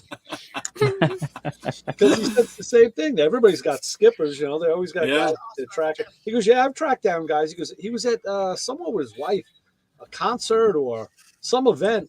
He goes, and the guy right in front of me, he goes, "I recognize this guy. He owes me money. He's getting food." He goes, I tapped him on the shoulder and said, "Hey, remember me, fucko?" The guy's like, "Who?" He goes, "Oh, you got money for sausage and peppers, but you don't have money for me?"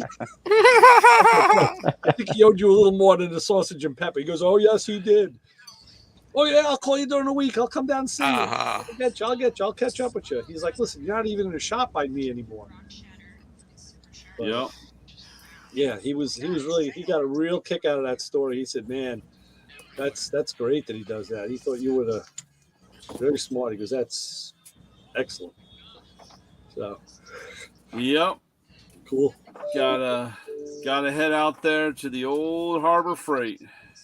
So it was funny because I walk in and I brought a bunch of my some tools from home, and I had a soft canvas bag.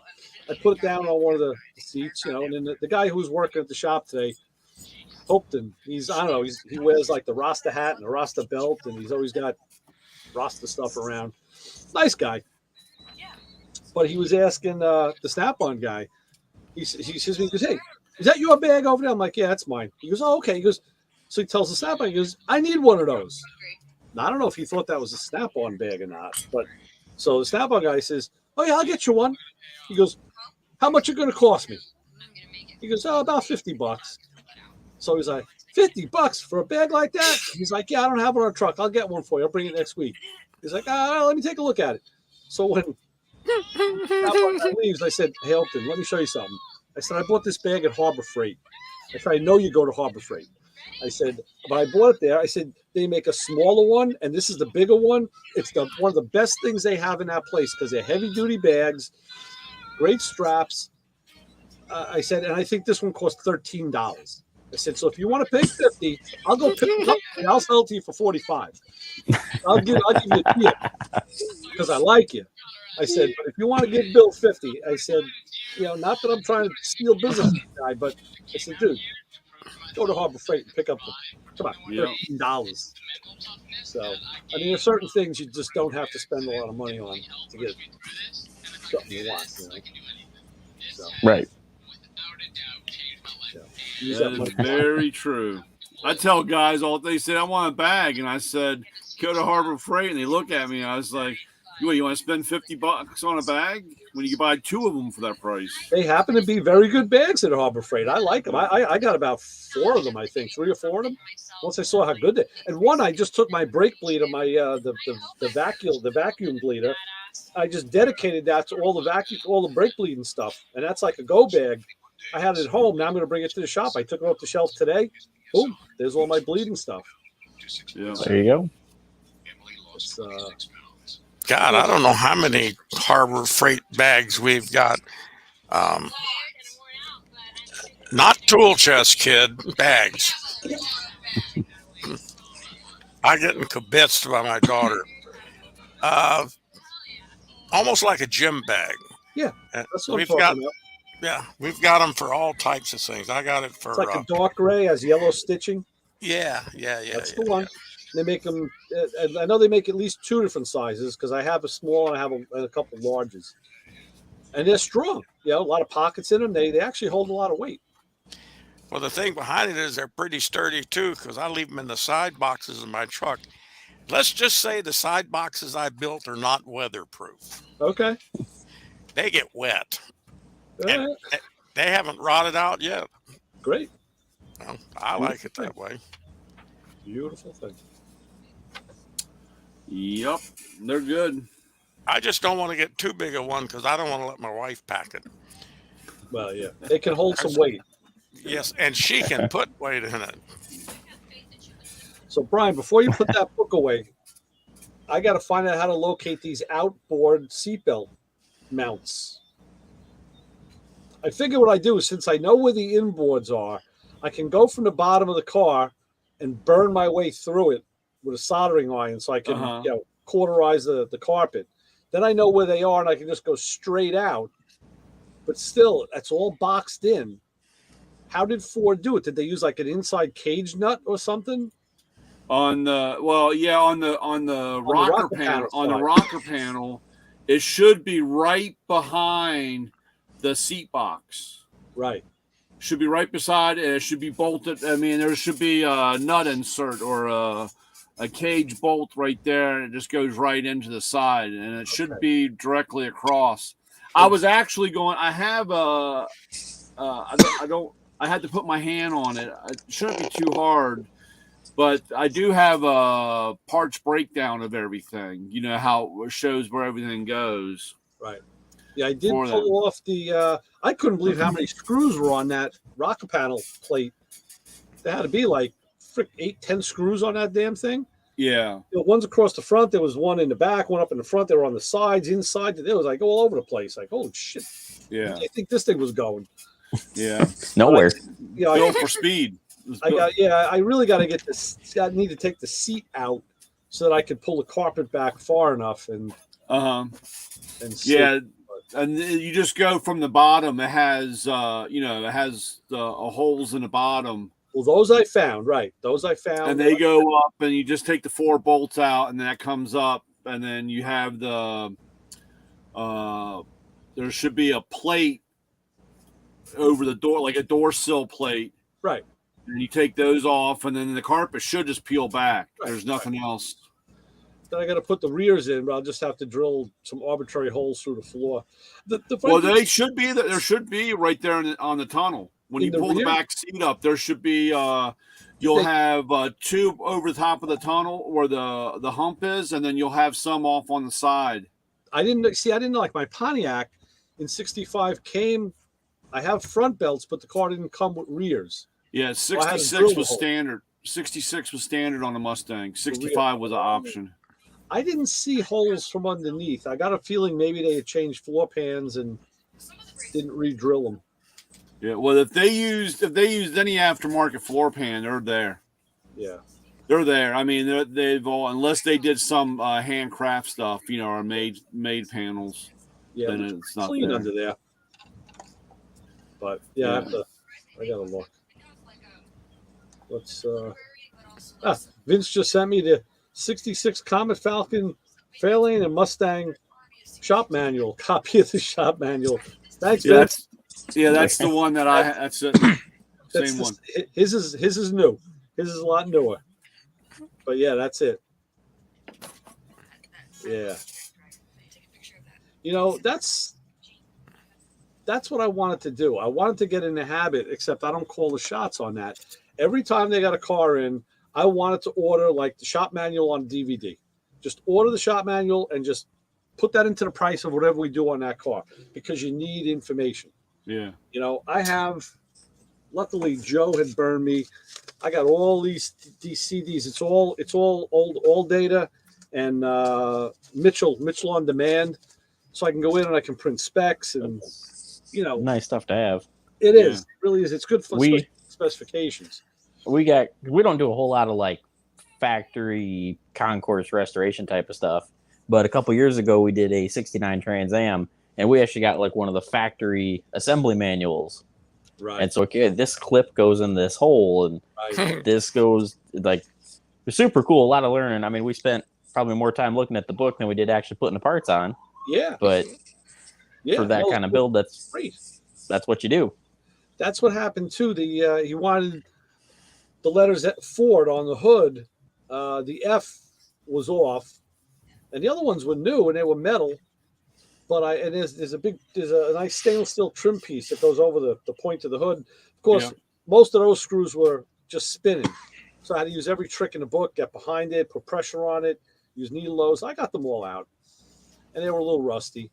But then I'm looking, and those letters go in with the littlest, tiniest clips or bushings in the world. The barrel clips. But I mean, like, at least GM used a barrel clip. You could see it if you dropped it. These things, they look like little tiny ants. They were tiny, tiny black things. So I had to change a few. And then I'm looking and saying, they didn't put these letters in the right place, because there were oblong holes under the hood that you could have lined the letters up with, so you had access. And some of them were like off center, so that the barrel lined up like under the sheet metal of the double wall, and you had to get in there at an angle with a little punch and knock the old clip out. I'm like, I don't think these letters are in the right place. Now, how you would know where the right place is, I would try and line up those oblong holes so that my clips would line up. But I guess a manual like that might even show you, I know, like, so when we did the Trans Am, the factory manual, I mean, for all the badges and everything, they tell you you're measuring this many inches off of this line, and it was pretty cool. Yeah, I had that problem with my Pontiac because I put a fender on from a Goodmark fender, and I guess it could have been for a Le Mans, a Tempest, or a GTO, so it didn't have any holes for the badges, or it wouldn't have had the trim on top if it was a Le Mans. So it's up to you. But the other side was a GTO fender, so I was able to look at where those holes were, put some tape on it, make some measurements from the wheel well, from the door, up and bottom, and just transpose that to the other side. And I said, hey, you know what? Even if I'm off by a quarter inch, who's going to know? You can't see both sides at the same time, So, but yeah, this was a little sloppy on the hood because it just wasn't done right. But it's right now. Well, I couldn't change them, but now the letters, exactly, new letters on there. So, I was looking to see what they had here. I also saw one of those cars that Uncle Tony had, on the rear quarter. There's that little C design on the quarter. It kind of looks like like a brake cooling vent. And one of the cars they had there had chrome trim around that. So I guess that was another dress up trim option on the Mustang. On the what? On the quarter panel, there was like a C, like an indent. It looked like it would have been like a fake brake cooling, not a scoop coming out. It's just like a little indent on the quarter. And the one of the cars Tony had, there was a chrome piece of C, of trim around that. Yeah, that's like 68. That was on the car he had in the middle. That was on the one that was a convertible that used to be a hardtop, which I think wasn't a 68. But I guess you could put it on from another year. Yeah. 65 had well, actually the 65 was raised up a little. They did have a thing that was a trim panel, and then the 66 had 3 little lines come out right on that. I was just looking here. I was seeing if they had the seatbelt anchors in this thing. Yeah, that's. I think I have. I have to find it because the parts diagram book is a real good book. Yeah. Because the only problem it has, it's a little bit on the small size. You kind of have to, because they cram something. I mean, they're cramming 15 years of cars in one book. It's kind of. Yeah. No, nothing like having a documentation. It comes in handy. Seatback covers, seatbelts. Where's seatbelts?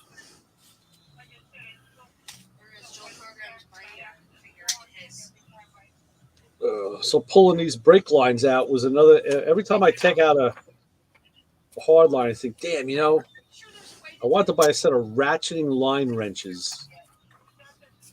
There's a couple companies that make them, but I've never really read super positive things about any of them. Yeah, I think we even talked about it once a while ago.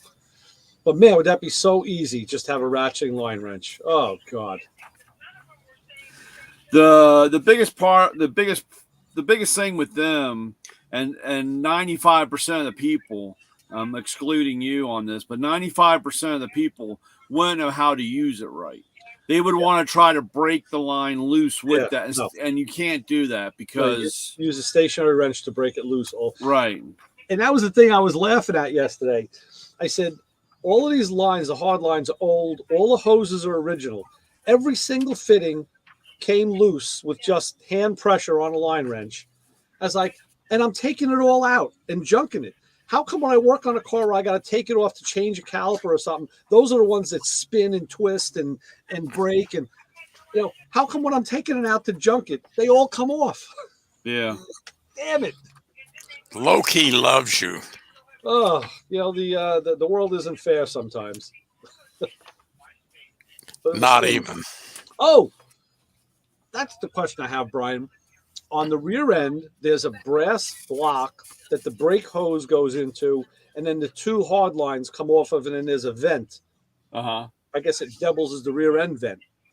Now, the brake hose that goes into that does not have a hex on it where you can unscrew it. So I was wondering, we ordered a rear brake hose. I'm wondering, is that going to come with the block? You can take the whole thing out of the rear end? Or does the hose unscrew and it just doesn't have a hex on it? No, I think it's all one piece. Okay. So I got to watch when I get the parts. I got to make sure that he's got the right one with the block. So that block. I think the aftermarket. I think the aftermarket one will. The block is actually separate then, but I think the original ones they're not. I think it's one piece. So the hose is part of that block. Yeah. Whose idea was that? Better idea. Yeah. An engineer, come on. He might have saved 1/10 of a cent on every one. It's funny because the placement of that block and the way the lines go reminded me of exactly how it was in the Grand National, where I took the Grand National apart. Had the same thing. Had a block on top, the hose, and then the two hard lines coming off it. It was exact same idea. It's kind of weird. Yeah, I think. But that's the stuff that I'm not familiar with because, not working on it. Yeah, Vince is saying CJ Pony Parts. That's who we ordered. I think he either got everything from CJ Pony Parts or Inline Tube. CJ used to be really good. I mean, they've gotten beaten up pretty hard, but because of the way the world is right now, some of that stuff is kind of difficult to get a hold of and I'm waiting for. Yeah. But CJ's been. I've gotten stuff from them before. It's pretty comprehensive. Yeah, I gotta look that hose up and see if I can find. I used to have a brake book here. Bendix. There's a Bendix book. I don't know if I still have it. Books. What do you think about Brian? Justin, have you ever used a ratcheting line wrench? Have you ever seen them? I don't think I have. There's only a few companies that make them. Brian and I talked about it in the past, and I said, "Damn! Every time I take a hard line off, I wish I had ratcheting line." They're not that common. The major tool guys don't have them. I think Vim maybe makes them, and who else? It wasn't Lyle. There was another company that made them. Maybe Brian. Yeah, I was kind of, handy to have. Yeah, because you figure you got to break it loose with a regular line wrench first, and then you can just sit there and ratchet it off. Because it's the one thing I hate. Yeah, I mean, of course, after you break it loose, you use the open end, but still you got to turn it, take it off, turn it, take it off, And sometimes you're in close quarters, you can only get an eighth of a turn. I was doing that yesterday. I was working over my head, and of course, I had grease on my hands, then brake fluid and sweat. And it's like the wrench. I think I dropped the wrench like 15 times. Oh, man. I was doing the same thing, too. I'm trying to remember what I was working on. But yeah, same deal. It's like, all right, eighth of a turn. Right. I'm going to be here all day. I know. So now I was already thinking, if it's that hard to, and the fitting was coming loose, it wasn't, like I said, I was just saying how, ironically, since all the lines were getting trashed, all the fittings broke free and They never do on the ones you need to save. If I was changing a caliper or a wheel cylinder, that's been one that twisted and broke, and so of course, it was Murphy's Law. But as I'm taking this out over my head, and I even lowered the lift enough because I'm not like 5'9.5". I'm not super tall. But I lowered it a little bit so that I could get my arm up there, and still it was tight. And I'm thinking, what's it going to be like to put this back in? And I realized I'm going to unbolt that proportioning block and drop it down, and then I'll put that line on. Then I'll put the block back up, and I'll give it the final snug. There you go. Brian, what's the companies that make those ratcheting wrenches? Was Vim one of them? I think one was Gear Wrench. Gear Wrench made one. I don't think Vim would be pretty good. I would have to double check. I would have to look. I got a Vim catalog over here.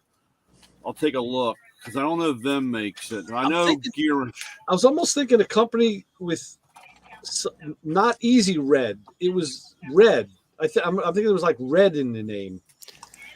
I don't think it was Easy Red because no, I don't think it was Luke. I gotta get him back on the show too.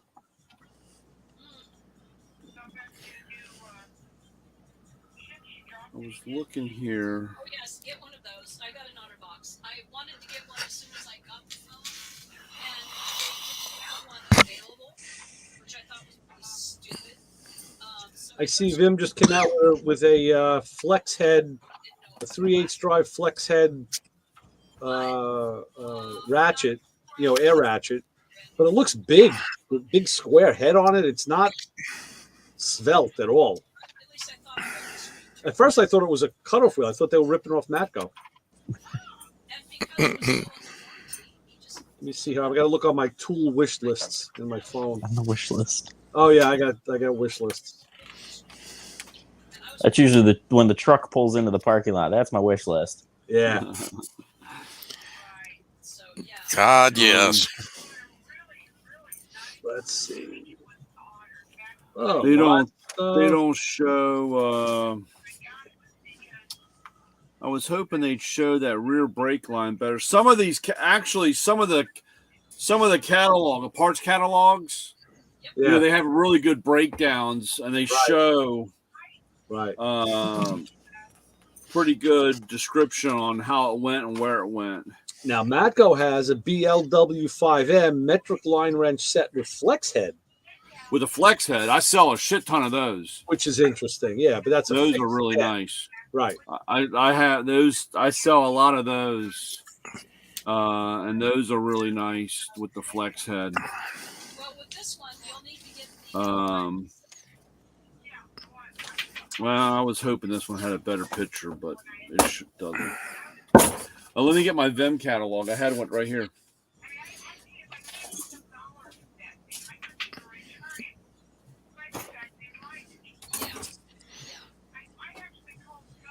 People talk about wish lists and shopping lists and Christmas list. Mechanics have, and I'm not a mechanic.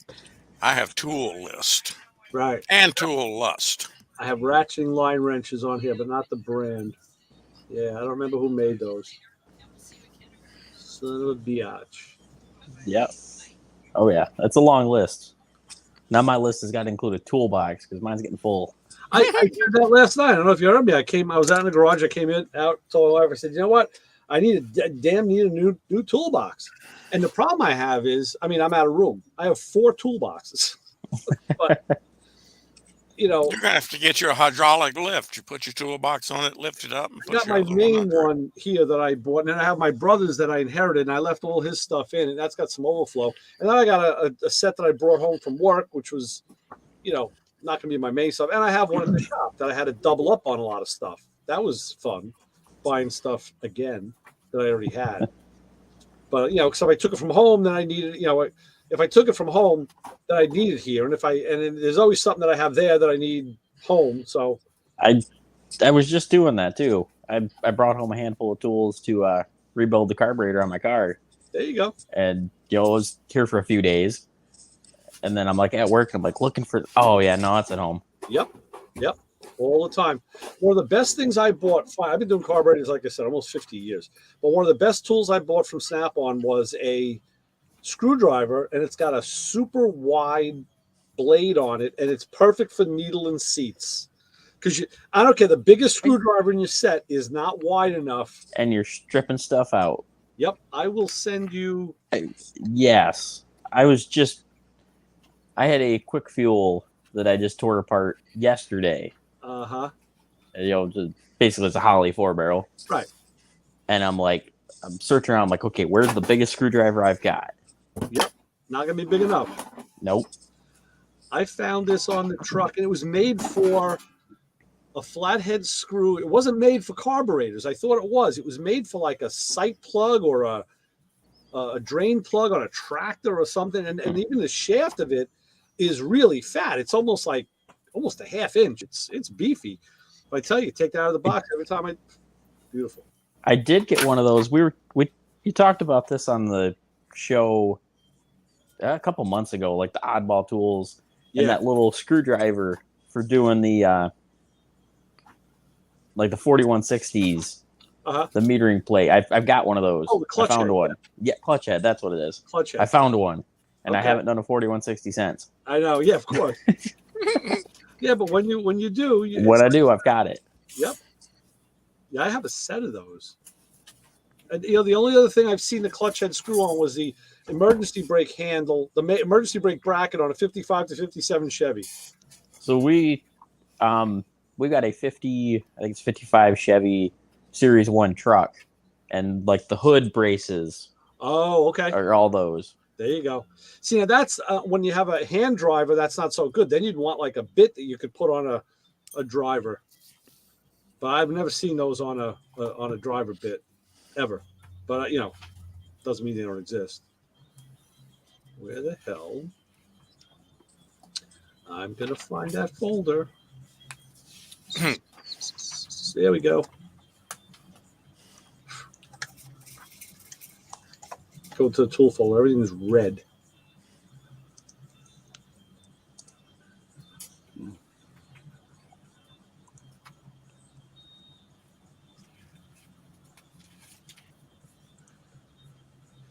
Come on, baby. Come on. Where are you?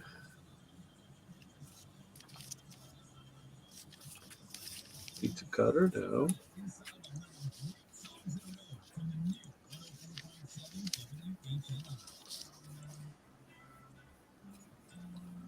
Could have sworn that gear wrench made that. It's always when you want it, you can't find it. Yeah. First thing that'll happen is tomorrow morning you'll find the article right there in front of you. Oh, I know. You know, like the gremlins have come in and given it to you. Good thing is, Brian knows how to get in touch with me.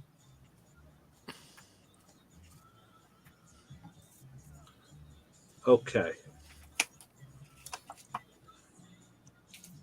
All right, they're loading up to come your way, Justin. I'll let you know when these things all send. All right. And there's a little extra in there too that I found. It's a cool picture. There's one.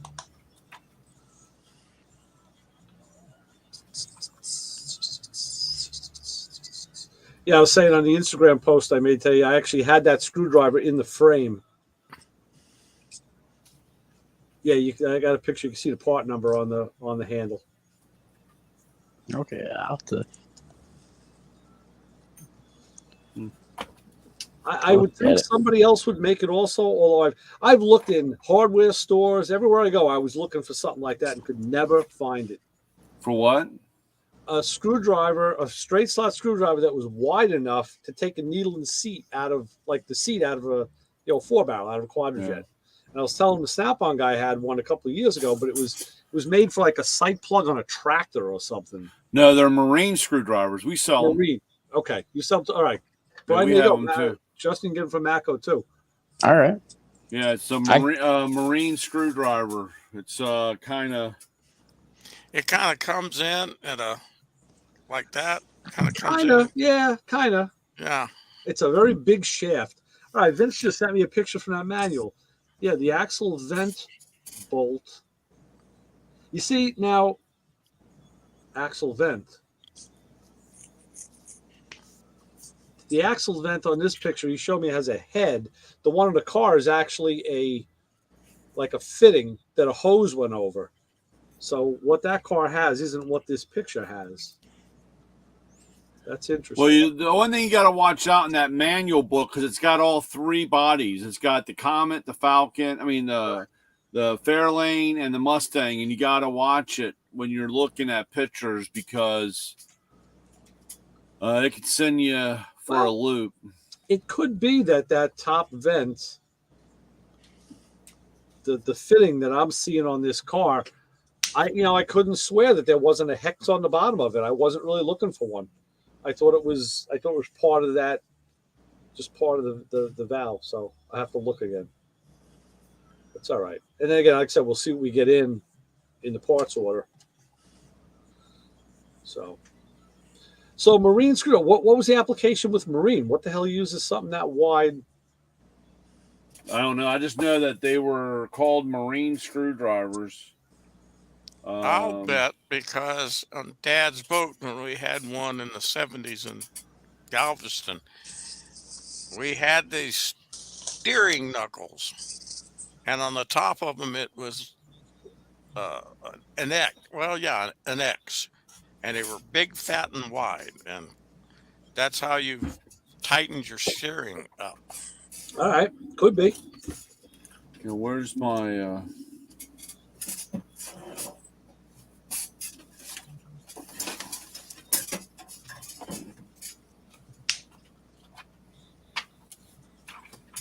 You're talking about looking for things. My international truck, I was trying to find a service manual for it. Not a service manual for it, but a regular, just wiring and stuff like that. Good luck. Yeah, right. Guy said, "Yeah, I can get you one for $1,000." For a manual? Yeah. It's on CD and it's very specialized. It's only for an international trucks. Wow. This isn't even the shop manual type of thing. This is strictly general shit, like where does your wiring run in the truck? Where does it's just like, no wonder those things are so expensive. Yeah, on my Scout, the whole wiring harness is green. All the wires are green. And they have little numbers written all the way down, so it's like 5. Each one has a number on it. It's like 5, and then I think it's a little square, and then another 5, and it goes all the way through the whole harness. And so when I had a tail light problem in the old Scout and in my Scout.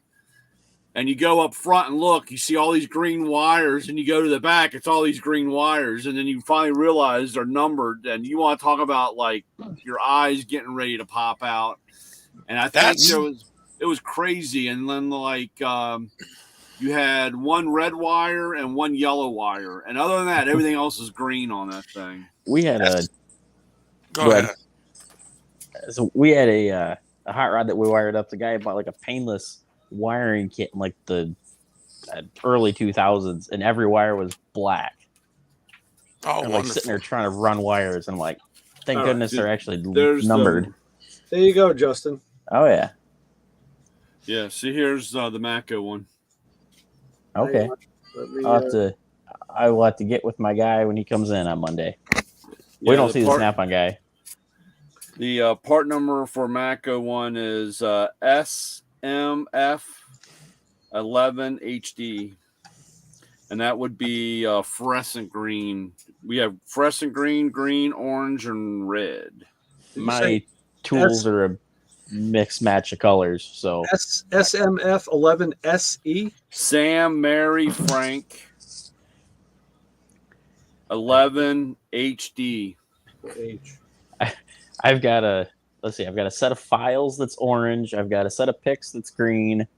My two air tools that have the angle grinder and the straight cutoff, or the straight grinder, are both the maroon color, so at least they match. So it says here in the writing, or in the write-up, it says okay.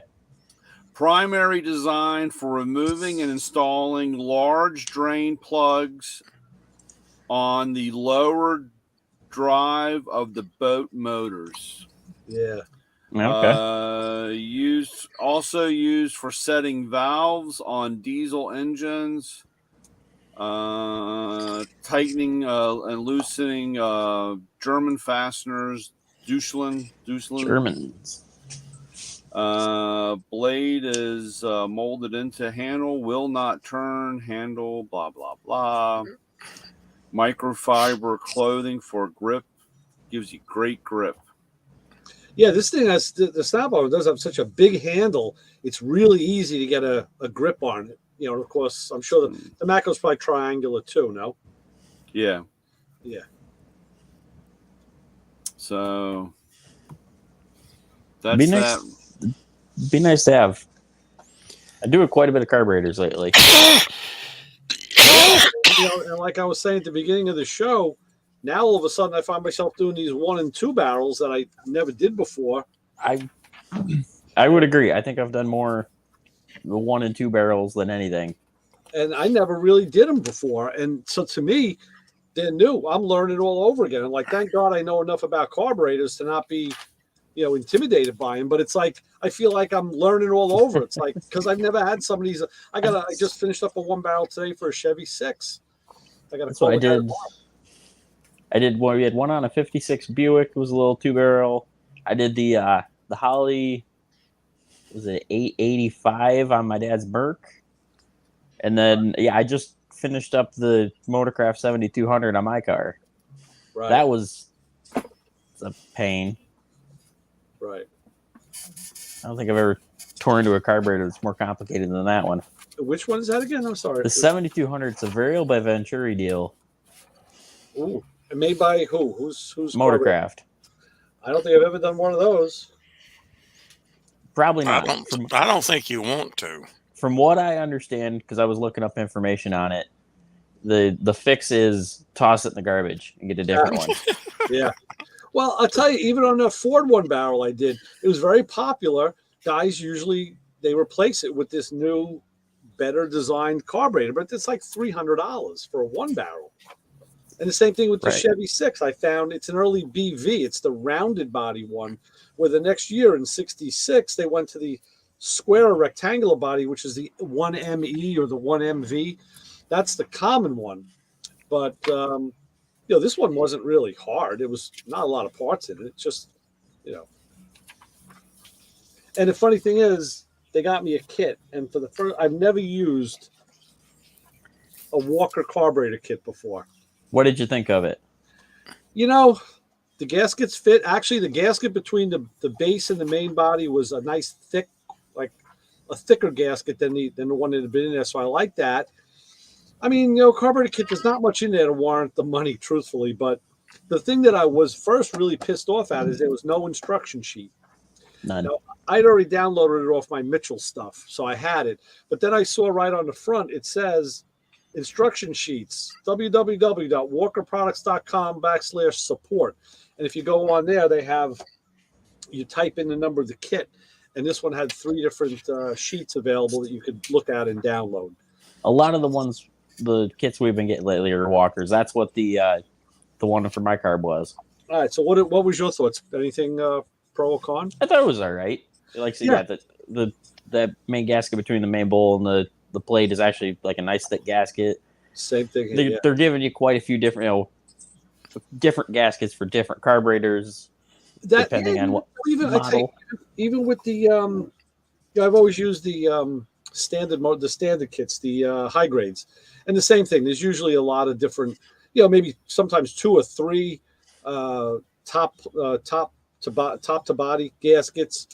They made like this one. They gave me like 4 or 5 different base plate to intake manifold gaskets, but one of their sheets shows you the difference in the gaskets, which was, I brought it outside already, which I thought was pretty cool.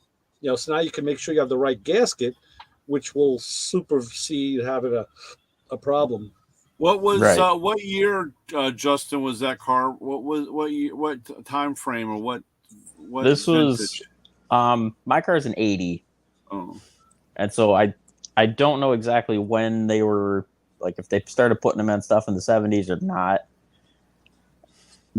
They had 2 different versions of it, the 2700 and the 7200, and they didn't last long. They weren't very popular. Yeah. Because on this older one here, it's kind of funny looking at it has looks like it has like 2 power valves, or 2 plungers. I will tell you this, Brian, that the one I did first, the Ford had what looked like a power valve outside the carburetor. I'm like, what the hell's a power valve? Because it was a threaded in, looked like a Holley power valve. I'm like, why is that outside the carburetor? Yeah. I said, they have, but it's not a power valve. It was a spark control valve. Right. That's what I'm looking at here on this one. First time I saw that, I was like, what the heck is that? Yeah, that's it. And the accelerator pump is the diaphragm that's under the, like a typical accelerator pump on a Holley. Instead of being under the bowl, it's on the side. Yeah, but this one looks like it has 2, because there's one on the front next to the spark control, and there's one there's one on the back side here. That's right. And what carburetor is that? See, one of the things this is a Ford 1-barrel. Okay. People ask me all the time, like, how did you get this carburetor to run right? I said, because it ran like shit before. I'm like, well, first of all, I clean it correctly. I said, but what I do is I pay attention to the adjustments. And when I looked at that Ford 1-barrel, just the way the screws, like that one had a screw adjuster on that valve. I said, it looked like it's just too far in. I don't think it would be. It just looked wrong to me. And I went through the adjustments. You got to use the throttle at idle and then full throttle, and you got to use a gauge. Like this gauge. This looks fun because it has a over traveled spring setup, and this right here, I don't know if you can see how that has the 2 rods that go over to the arms on that thing. So when one's going one way, one's going the other. I mean, it's pulling each other. That's crazy. Yeah, because there's a little belt crank at the bottom, and the 2 rods go into it. One's on top, one's on the bottom, and they do this. Yeah. They go right. They do this. Yeah, because I looked at that before I took it apart and says, okay, what's going on here? I took pictures of it, and when the accelerator pump is pumping, the other thing is venting. So whoever designed that one was an engineer, Papa Squirrel. Hey, it probably met pollution standards, and not all they were after. You're right. It was a carburetor engineer. Yeah. That's what they said with the variable Venturi deals. It was the emissions and mileage, which I guess if they're set up right and they're running good, you get pretty decent mileage. Right. Well, that's what one guy said to me today. He thinks my theory why the 1s and 2 barrels are showing up. He goes, people are probably doing it for gas mileage. They're tired of getting like 7 or 8 miles to the gallon in their V8, so they want to drive a car with a 1 or a 2 barrel. I said, I don't know. I said, don't know. I don't know. I don't know if that's it. But I don't know. So well, I believe that to a point or to a thing, but in dealing with some of the guys up at the Hot Rod, I mean on Sunday, and I had one guy, they always think bigger's better. Yeah. So, he's like, hey, I got this problem with my Mustang. It's bogging down, and I put a new carburetor on it. And I said, well, what did you put on it? And he goes, well, I put a 650 double pumper on it. Oh my and I God. said, well, did you jet it down? Well, he goes, why would I do that? And I said, well, you got way too much gas. I mean, you're way out of line on that. And of course, his mechanic is telling him now that he has to change his rear because that's why he has this bog now because now and I'm like, dude, that doesn't even make sense. You need 456s. I said, now he's telling you that you got to increase your rear because you have this bog. Right. I said, you have a bog because you have way too much fuel going in I there. like the way he thinks. And you know what? One of the things I learned with carburetors is a lot of times it may not even be too much fuel. It may be too much air. Yeah. And you're not metering it with the fuel. A 600 would probably be more than enough. Yeah. It is more than enough. And, it's funny because when I had 2 4s on the car, it ran a whole hell of a lot better when I had 2 Autolite 4100s. The 41, yeah. See, that's the carburetor I rebuilt for my sister's old Mercury. I had never seen one of them. I thought for sure it was a 4300 on that car. And then I found out, no, it's a bastard year. And they put a 40. Like, what the hell's this thing? That carburetor was a pain in the ass. But, that car ran the best when I had 2 of those because I had the 650s and I went down to the 600s and finally I put 2 stock ones on and it ran because I was jetting them. I was jetting the Hollies down so much to make it run right. And that's what people say to me. I open the hood and they're looking at 2 4-barrels like, oh my God, this thing must suck gas. I'm like, no, not really. I said, they're 500s. I said, so when I'm running off the primary, it's a 500 CFM. That's all you need, even with a big motor. That's all you need getting off the line and driving around. Like wide open throttle, yeah, it's 1100, but very rarely am I at wide open throttle. That's Not like that. At least after I get out of the driveway. That tunnel ram on that 56 we did. Yeah. A couple 4160, 450 CFM. Now that's something I want to bring up too, Brian, and Justin, you may know too, because it's another Ford weirdo thing. Tony showed it in that video where they had a 68 Mustang out front, the black car, and the guy paid to have a big block installed in the car. And now the new shop has it. And he says the problem is they couldn't make anything fit. And he goes, if you look in the front, there's no room for even a pulley because it's so close to the radiator. He says what the other shop did was they had the transmission in the car, and what they did is they just put the engine in, bolted it to the transmission, and he says if you look, you could put your fist behind the valve cover and the firewall because you can't do that on a big block Ford. He goes, the engine is too far forward. They just figured because the transmission was right, the engine will be right. They didn't realize everything is in a further back position. So he said, I got to just take this out and redo it. But that car had 2 4-barrels on it, and they look great. 2 Hollies, 4160s. And Tony said, well, these things are wrong. Not wrong carburetors, but they're on wrong. What do you mean? He goes, well, Ford mounted these backwards. So the front of the carburetor actually faced the rear. And I've always seen that. And they had that weird bell crank linkage. He says, here's the linkage. They didn't know what to do with, so they just threw it on the motor. And the question I have is, why did they mount them backwards when they could have? I think, Tony actually said something. It makes sense. He said if they're in the forward-facing position, the front fuel bowl would interfere with the front-mounted distributor. Mm-hmm. So with a 4160, you don't have a rear metering block. You have a metering plate, so it's smaller in the back. So by reversing them, and I thought, man, they went through all of that, and they couldn't they just have come up with a small cap distributor? No. But, so I mean, it's funny they would mount the carburetors backwards. I always looked at that and said, That's because when you launched, it kept the fuel going. well, it all goes to the front. Yeah, true. Oh, I got a guy. Let me tell you something. On Instagram, I commented on some guys. It was a Pontiac thing. No, he commented on something of mine that I posted. It was a Pontiac thing, and he says, "Yeah, one of my buddies, this old guy was a Vietnam vet. Came out. He had a Pontiac. He had a GTO back in the day. He goes, and the car would do. It had a lot of torque. The car would do wheelies." So I wrote back to him and I said, I've had a 65 GTO since 1975. I said, these cars are heavy. I said, and they're torquey. I said, but there's no way I could ever come close to doing a wheelie in this car. I was trying to respectfully tell this guy, you're full of shit. Come on, dude. No, really.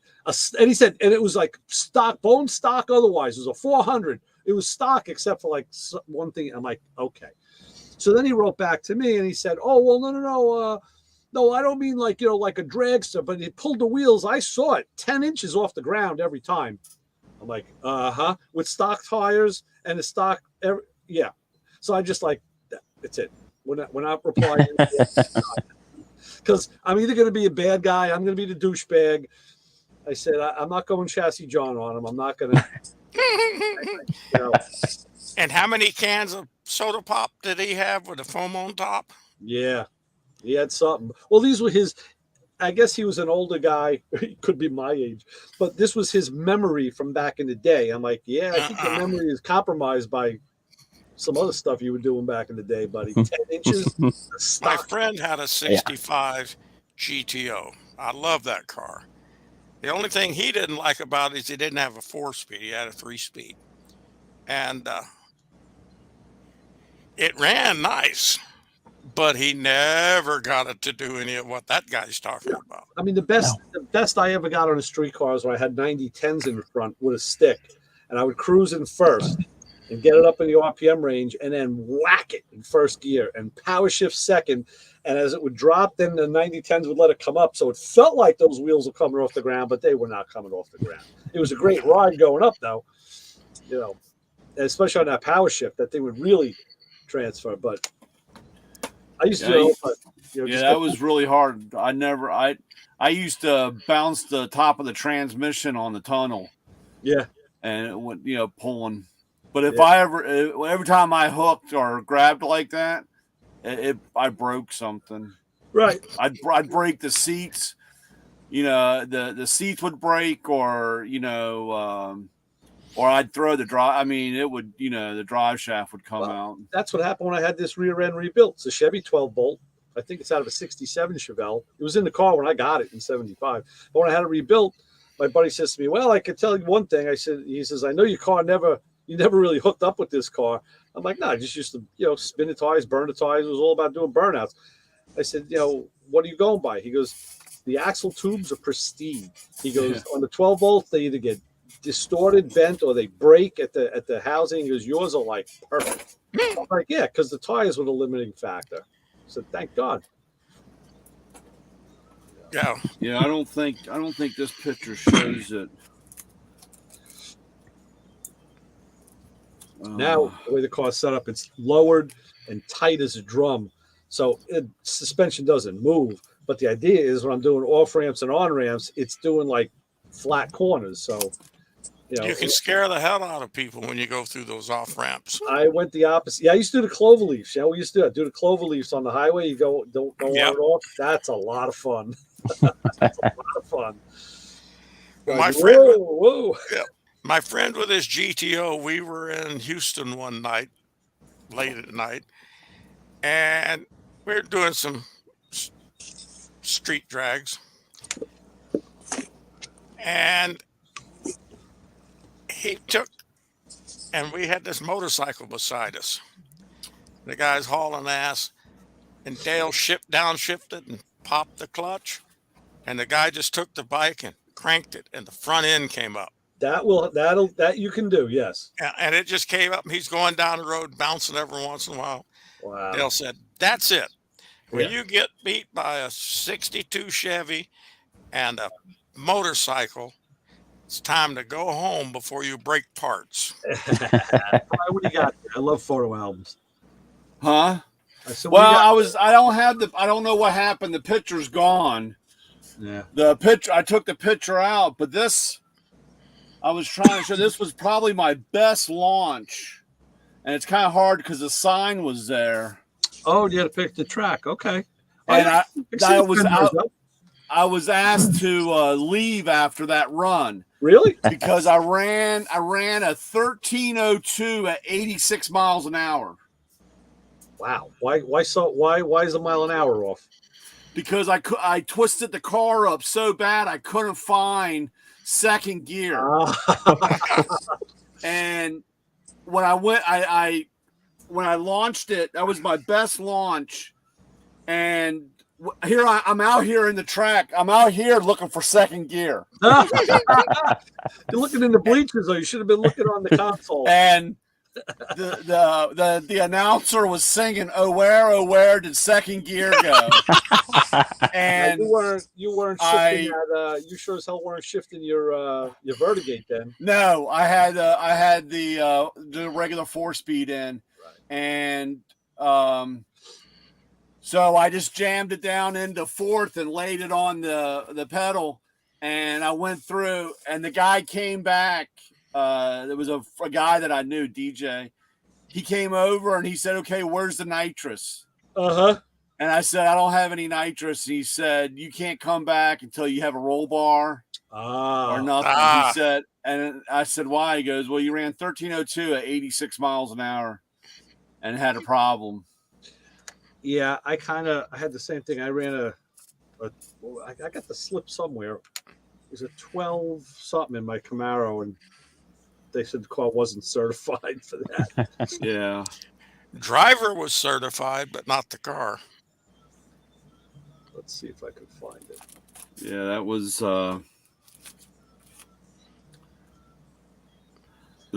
probably that was when it was running really good right there. That's when And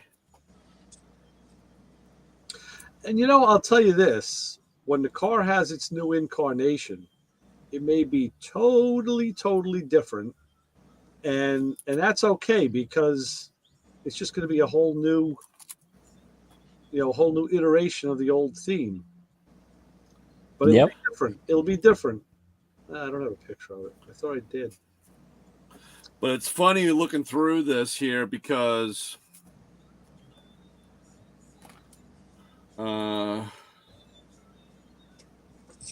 man, I took this car apart a lot. Yeah.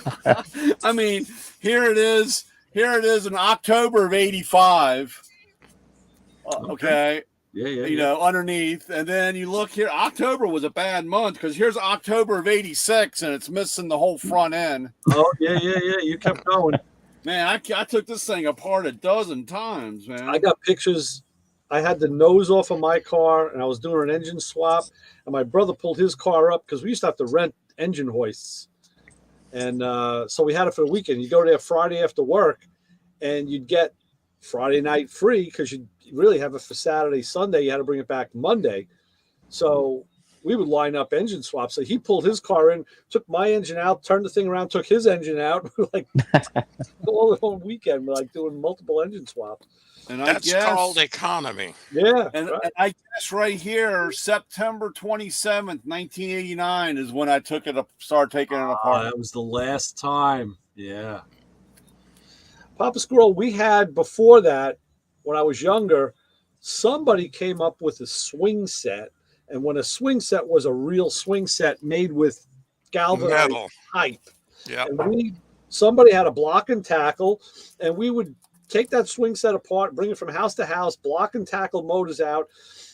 Finally, and we did small blocks, big blocks, you name it. Finally, my friend was putting a 392 Hemi in a pickup truck, and the Hemi bent the top bar. Damn. So now I said, damn, what are we going to do now? We don't have our engine hoist. Well, we found another piece of pipe that we put in and started driving it with a sledgehammer to kind of straighten and reinforce it, and we just kept pulling motors. Those Hemis are not light. No. And I had to do I took a Might have been when I had a small block Chevy in my Pontiac for a while. Might have been when I took that out and I couldn't get a hold of an engine hoist. So I took as much of it apart as I could. I jacked that car way up and I kicked it out the bottom. Just said, you pull the tranny out, you're going out the bottom. There you go. You just dragged it out. That's when I brought it home, March of '83. Oh, that's when you brought it home. Nice. Really looked nice in those days, huh? Oh, it did. Yeah. Yeah. Those were the days. Well, with the Volkswagens, we have the Jettas and that. The way you take the engine out is from the bottom of the car. Oh, yeah. And I wasn't used to that. I was used to things. And I'm sitting there fighting with this thing. And somebody said, you take it from the bottom. And I'm like, what? I learned. See, Brian, if you think of it, it can be kismet because you brought it home in '83. You could be driving it again in 23. Yeah, I could. Don't get me started. That's what we're here for. Hey, you know the late night show. It's the therapy session.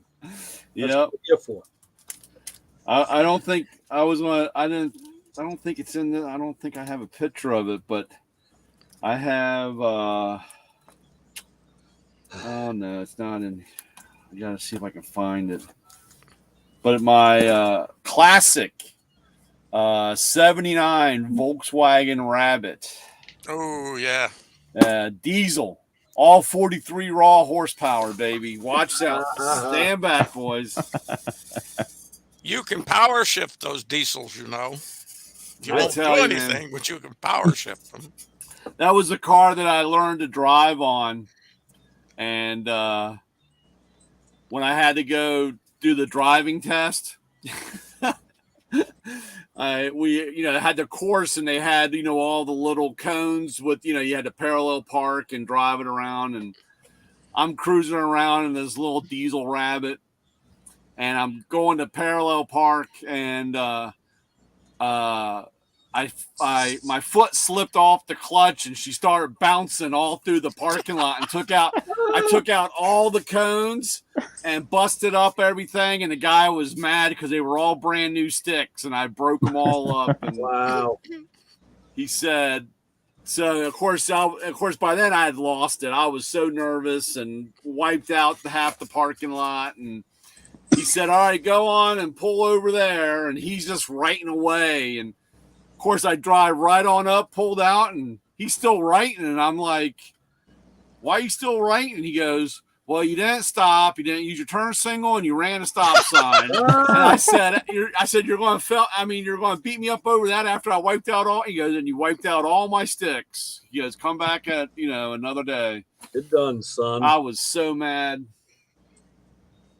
God. But that was great. That little Rabbit, you had a manual choke, and you laid that thing down and pulled that choke out, and talk about rolling coal. Man, you rolled some smoke coming out of that thing, man. There's a big old cloud of exhaust coming out of that thing. It was a great We try to avoid that here in California because you don't want people tattling on you. Oh, I know. Let me ask you, would you hang out with this guy at 20 years old? Look at that guy. Oh, man. Right? Yeah. That's nothing but an angel. Right.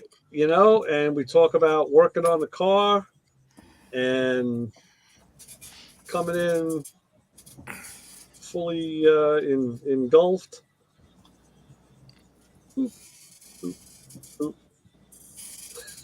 Wiped out, man. How's that at 21? I still look like that now. You were that skinny at 21? Yep. I ain't that skinny anymore. My old lady saw my graduation picture from basic training, and she looked at it and she said, damn, you were scrawny. Yeah. I couldn't help it. I weighed 130 pounds, 5'8". What am I supposed to do? Right. I couldn't put any weight on there. I ate as much as I could in the short time they gave me to eat it. Yeah. But Texas heat will burn it off of you, boy. I tell you what. When my dad was in the service, he was so skinny that his back pants pockets came in and they touched each other. Oh wow! And I mean, my dad was no little guy. I mean, he was 6'4" or whatever, 6'3", but talk about taking the weight off of you. That's what he would always talk about. He said, "Man, they ran you. Oh, you never had a dull moment." Yeah, then I turned 23. Look at that. Yeah. All right. Damn, you ain't got no weight on you. I probably weighed about 150 pounds. Oh, okay. That's not too bad. I weighed 100. I didn't get up to 150 pounds till I'd been in the Air Force for a while. And then all of a sudden I can't remember what their max weight was for my age, but I started fighting weight from about 25 on. I'd get close and then I'd have to, I didn't diet. I just didn't eat as well as I should, because you can either eat or drink beer.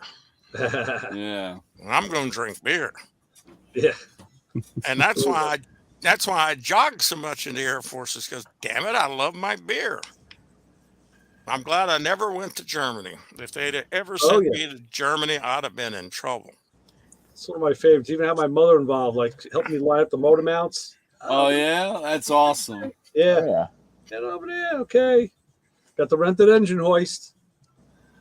There's my Snap-on TQFR 250 sitting up there on the cowl. Yep, look at that. Half-inch drive torque, and I still have it today. Still got it. Hey, you pay good money for it; it'll last. That's the only thing that I regret. I wish I took more pictures, man. I tell you, I only have a handful. Papa Squirrel, I'll tell you something. I have 2 of those torque wrenches because I bought one, and the flex head, the chrome chipped off it a little bit. So we had a really good Snap-on dealer back then. He came to where I worked, which was off his route.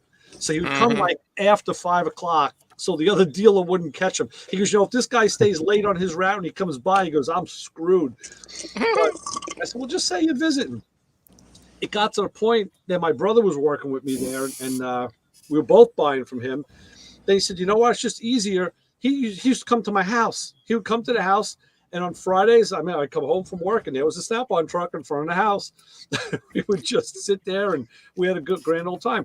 So I told him, I said, Neil, this torque wrench, the chrome started lifting at the flex head. I said, and he goes, yeah, I've heard about that happening. He goes, all right, I'll no problem. I got another truck, take it. He warranted it. So my brother turns around. He says, you done? Yeah, I'm done. He goes, he picks up that torque wrench, tells me, he goes, how much you want for this piece of shit chip torque wrench? He goes, you can't sell it for new. It's got bad chrome. He says, how much you want for this thing before you got to scrap it? So the kind of guy he was, we could say that to him. So he sells it to my brother for at a discounted price. And he says, I'll use that. So now, since, I inherited all his tools, I got my own torque wrench back. So I have one at the shop and one at the house. If you wait long enough, you'll get it back.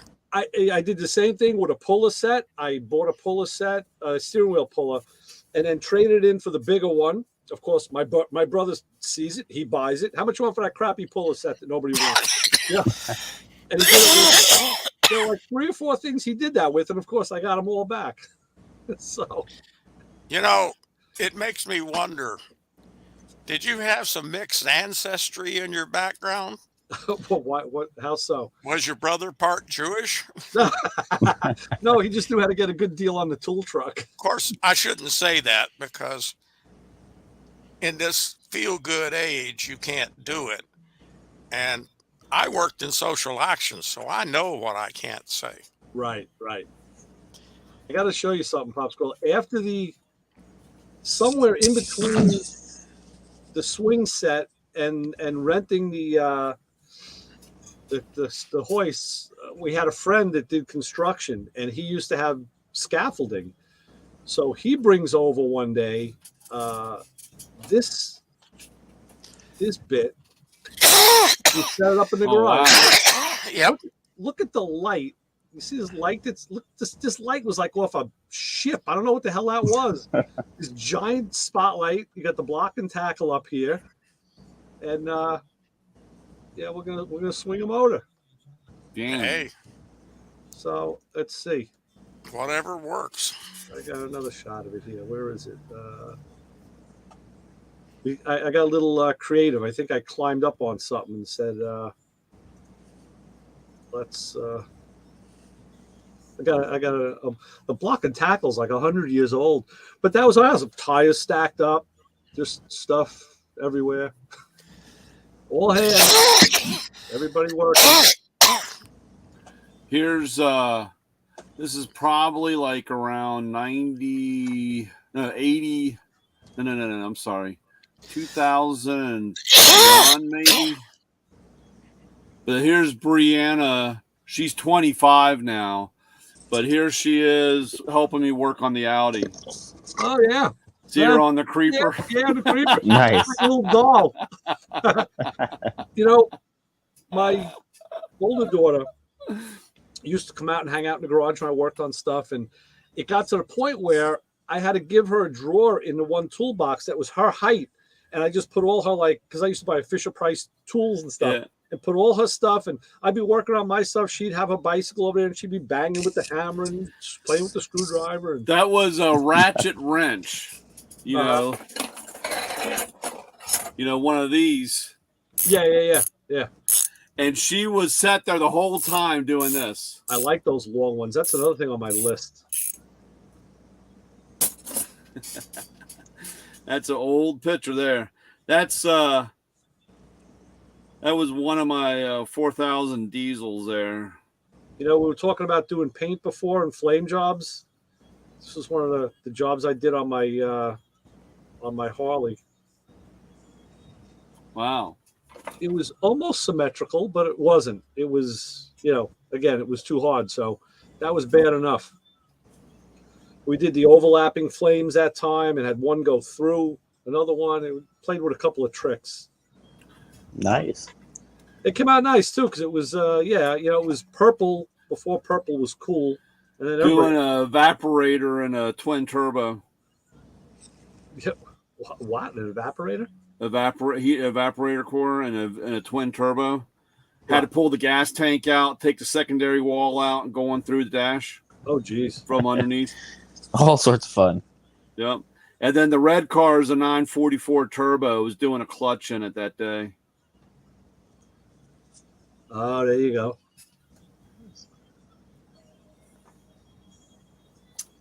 Classic. Everybody thought that was funny, me sitting in it and where the gas tank was. Yeah.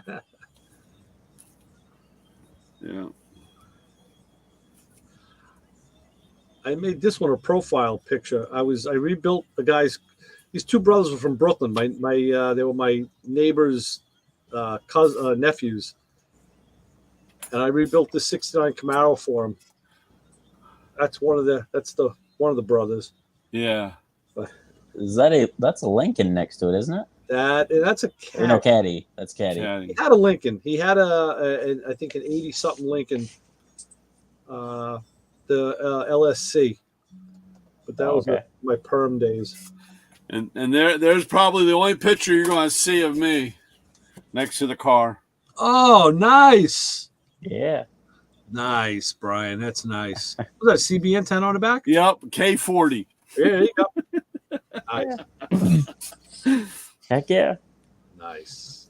I got to remember to drag some pictures of my friend's car out. I got more pictures of his cars than I did of mine. Yeah.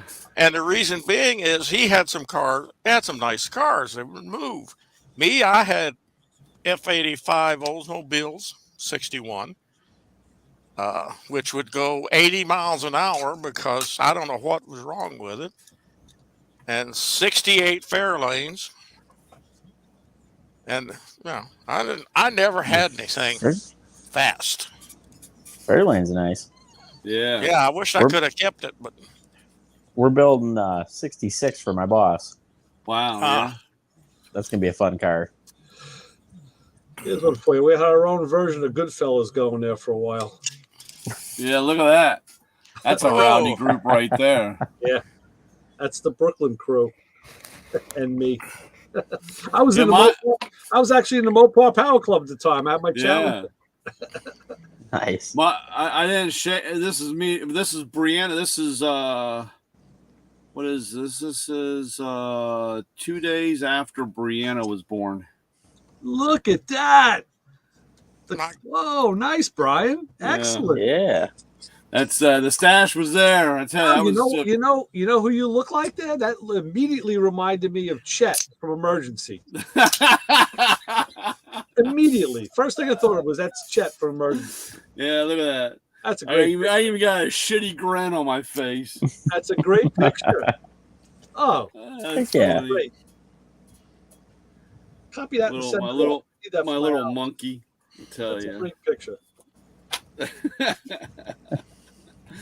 Oh well. Daughter get embarrassed by seeing it?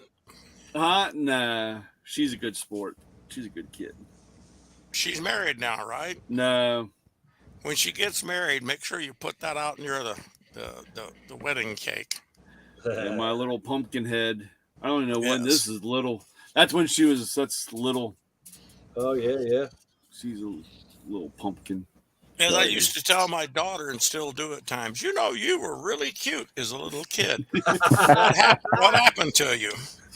I tell. She goes, "Why do you still have that picture, Dad?" And I said, "Well, it keeps the bugs away." Yeah. You know what? Speaking of daughters, I got a good question. I had to go with my daughter's fiance the other day to get her RAV4 inspected. And, I service this thing all the time, but I don't always drive it. Yeah. So we get out on the highway, and immediately I'm like, Kevin, what's with that noise? He's like, what noise? I was like, I said, it sounds like a wheel bearing or something. I said, as soon as you started accelerating and hit about 20 miles an hour, I heard it. And when you decelerate, you hear it, change again. He's like, oh, I didn't even notice that. I'm like, well, yeah, probably because you drive the car all the time, you don't hear it. I'm like, and I just did a wheel bearing on that SUV, I guess like over the winter. So they're now thinking about driving down to North Carolina. And I said, hold on. I said, not like that. And I said, the last time we were able to pinpoint it to the front right. Now I just hear it. I can't tell where it's coming from. And she was, well, can I just drop the car off to you next week so you can just fix it? I was like, well, I got to find out what the problem is first and like where it's coming from. I said, and then I'm thinking about it like, yeah, how do you accurately diagnose where that noise is coming from? And I'm kind of stuck on that. I was going to put it up on jack stands and just put it in gear and see if I can. Well, usually it's a load, and usually you throw the weight off. Like you said, you turn the wheel, and if you hear it, you can hear it lift off. The noise come and go from the weight of the car. Now that might be something like maybe the actual and the rear end. I mean, if it's or in a differential type noise, if it's all the time, if you can't by shifting the weight of the car change the pitch, it might be something like in a differential or in the rear. Yeah, I don't remember if the front right wheel bearing did that. I mean, it was kind of obvious that's where it was coming from. And I don't remember actually moving the wheel, see if there was play. I don't think it was that bad. And it wasn't. When I took the bearing out, it wasn't shot. It wasn't didn't come apart. But I knew it was the front right, and I changed it. But now I'm like, no, I don't want you driving down to North Carolina in a car that's got some kind of an issue that I don't even know where it is yet. I'm like, I'll have to drive it and see. Yeah. Always something. Oh yeah, tell me about it. It was funny. I was in a shop yesterday, and they had it was a what was that? It was a General Motors product. It was a V6 thing, but it had a knocking noise, and they said it was the belt tensioner. The tensioner was frozen up on it, and of course they put one on and it still had the knocking noise. Oh boy! And they were like, maybe it's the they're listening to water pump, and I walked by and I said, I think it's the harmonic balancer separated, and they were like, but it doesn't do it when you take the belt off. And I said, yeah, well, you take the preload of the belt off, from the tensioner on it, And of course, Emma's new car or the AC comes and goes. It's a mysterious, one day the AC works great and the next day it doesn't work. Uh-huh. And it's got one of those, it doesn't have an AC compressor clutch. It's got an electronic valve inside. So when, the valve opens and closes to allow the AC, Right. And the compressor's bad. So I took it over to a buddy's shop so that he could do it, And I walked in there and they were like, for a tool guy, you're pretty smart. I was like, what do you mean? He goes, well, you nailed the head on that car with the knocking noise. It was the harmonic balancer. Oh, nice. Touche. I was like, oh, so I guess I still have a future in this gig. If Right. I have to. Touche. Well, you were a mechanic for a while, weren't you? Oh yeah. Yeah. Yeah. I find the noises like that. It's like that. It's not always obvious. Yeah. Well, a lot of times, and we can all, relate to this. You get it. Sometimes you have to take a step back and take a look, because you get into a similar routine or you get into this routine and, we're all guilty of skipping the first 5 steps on diagnosing. And it could be, especially when they say something stupid, number 1, check the tightness of the battery cables. And we go, yeah. And of course, you spend 3.5 hours later and you find out that the cable's loose. You know what I'm saying? Right. So, Yeah. It's easy to overthink it. yeah. So, that's why a lot of times, not to say that I get lucky in that, it's just that I'm, a fresh face, fresh set of eyes. It's kind of funny. Like, was standing over the hood on that Mustang yesterday, and I'm just looking around and noticing how clean everything was under the hood. But I just instinctually went to the alternator and I grabbed the fan and I pushed it, and it was like, eek, eek. Mike looks at me and I'm like, yeah, slipped it on the belt. I said, so this thing probably isn't charging 100%. I said, I said, I tighten up that alternator a little bit. Yeah. Just stupid. So it's just, like I said, just having to. That's why sometimes, like I said, it's always good to bounce something off of somebody or kind of get you in the right direction again. One of the things I like about working with the crew we've got, you're on a project for an hour trying to figure something out. Hey, come here. Oh yeah, do this. Right. There's a problem. Yeah, that's a real nice luxury. Yes. What's even better? Well, what's even better when we had the other guy, the Ecuadorian guy in the shop. He was a small guy. So whenever I was in a tight spot, I'm like, I told him, I said, get over here. I said, come here. I needed to get in this spot. Do this. Get this out. He's like, okay. And he would just like Jello get into that area. I'm like, cool. And like when he needed something loosened that he couldn't unloosen, he's like, Ray, come help me get this loose. Like, yeah, okay, no problem. Got it. I miss the days of when I used to be small enough to sit in the engine bay of 82 Chevy pickup. Yeah. Because it was raining in Texas one time really bad, and I'm having to change the carburetor out. And I'm sitting in the engine compartment changing this carburetor out, middle of nowhere. Yeah. I couldn't do it now. I'm a big fan of that. In fact, the 64 Caddy we were working on, I had to put the carburetor back on it at the guy's brother's house. And now, we're in the yard and I'm putting the carburetor on. I'm like, wow, I forgot how wide this car is. And I told, Mike's with me, I said, he goes, well, what do you do in the shop? I said, I would climb up into the engine bay and sit on the inner fender well and work on it. Mm-hmm. And I kind of don't want to do that now if the guy's going to come out and see me. I said, but I climb in the engine bay. It's like, screw that. It's like, I'm getting in there, man. I'm going to be one with the car. I don't have orangutan arms. That car's wide. Yes, they were. Even from the front, it's a long shot to the carburetor. It's a long reach right there. Yeah. If you're laying on it, you're laying all the way across that. That's a lot of real estate. He wants me to do more work too. He wants me to, that car needs a whole dash put in, the electric, all the wiring, and there's a lot of vacuum lines. And I said, no. I said, I'm not the guy. What year? 64. They had the fiber optics on that, right? Didn't they? Did they have fiber optics for the turn signal and brake light? The little. I told him, listen, you got to get, if you want this stuff to work and work right, you got to get a guy who knows what he's doing. So I was asking one of the guys at the Caddy Club. He didn't get back to me. I got to see if there's somebody around. I said, man, if you had an old line mechanic or an old, service, guy that worked at Caddy. But he's probably too old. Just get down and dirty, Ray. You can do it. I did enough on that car. I got the engine running after it had been rebuilt and sat for 25 years. Never started, never turned over. Wow. And I got that thing running for the first time, and the cam did not wipe out. So because it was a good old cam. That's incredible. Yeah. That was a nail biter. There's a few cars I had to do that too at the shop. Get started for the first time and break the cams in. Some were newer stuff, some was older. But every single time, cam break in, I'm just like holding my breath for the next 15 minutes. You go 15 minutes to 2,500, and then vary it down and all. Yeah. I love that, like when the fresh smoke is coming off, it's all the head of paint's burning off, all the paint's burning. I love those smells. That's the best. Yeah.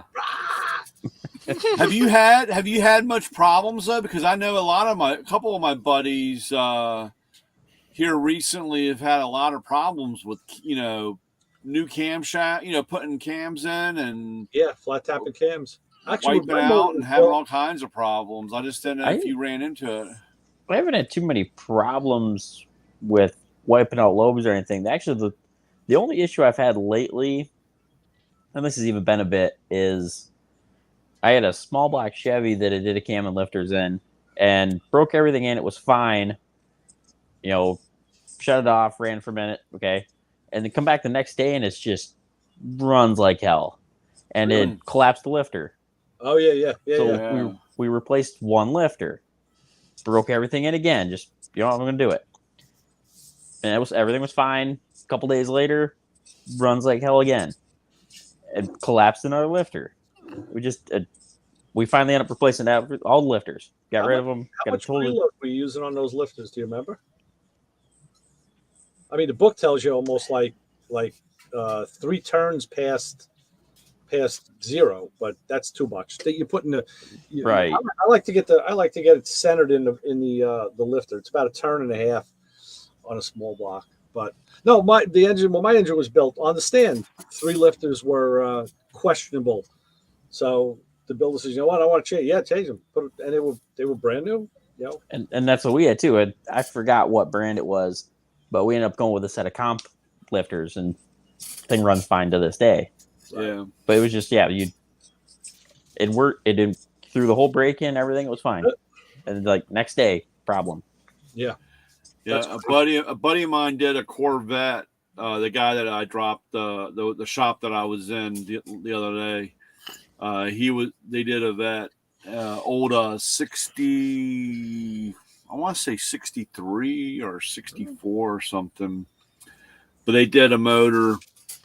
And man, I don't know how many set of lifters. It was the exact same thing you said. They get the car running, and it was like 2 days later, running like shit, and another lifter. And he called, and I can't remember who it was, but they were like, "Oh yeah, well, we don't want to really say it, but we had a bad batch," and and of course they sent out another set of lifters, and you go through, and of course this is like a super clean car. I mean, this car, and the guy is super anal about it. So every time you're taking the intake in and all, this guy's having a heart attack. Yeah. About the whole thing. And, he's one of those guys about, is that a chip? You're like touching up paintwork on a motor, what I'm saying the whole time. Right. And, like I said, an AC car at that. So, there's not, there's not a lot of room under there in the first place. But I don't know. I think Pete went through 3 or 4 sets of lifters. Wow. And they finally went with something else. And that was, no more problems, but crazy stuff. That's what we ended up. You used to be able to go in the auto parts store, and whatever they had on the shelf, if they were TRW, Federal Moguls, whatever they had, Crane, Edelbrocks, it didn't matter. Everything just worked back in the day, no issues. But it don't now. No, it doesn't. No. It doesn't That's work. what It doesn't scares. fit. That's what scares me about all that stuff. About It's a good argument for going roller. Yeah.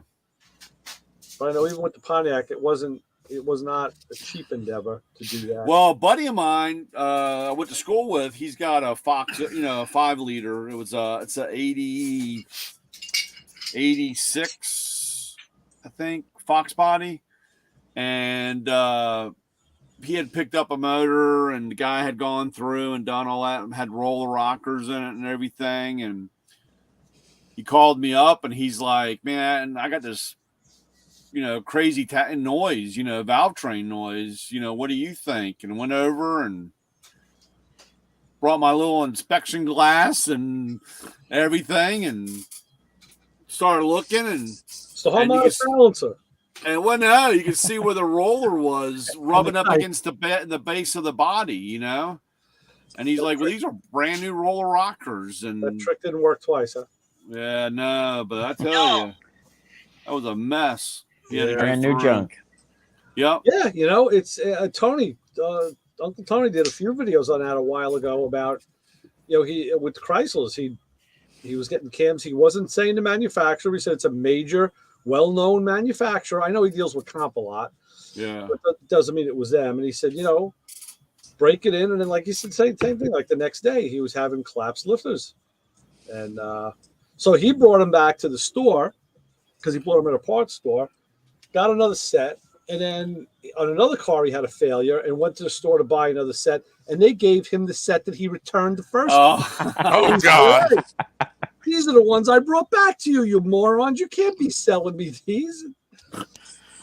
Oh. And I was telling the story. I had to say a couple of years ago, I got an auto parts store just up the block from my house. I walked there. So I went in, bought a set of brake pads for something I was working on, front pads.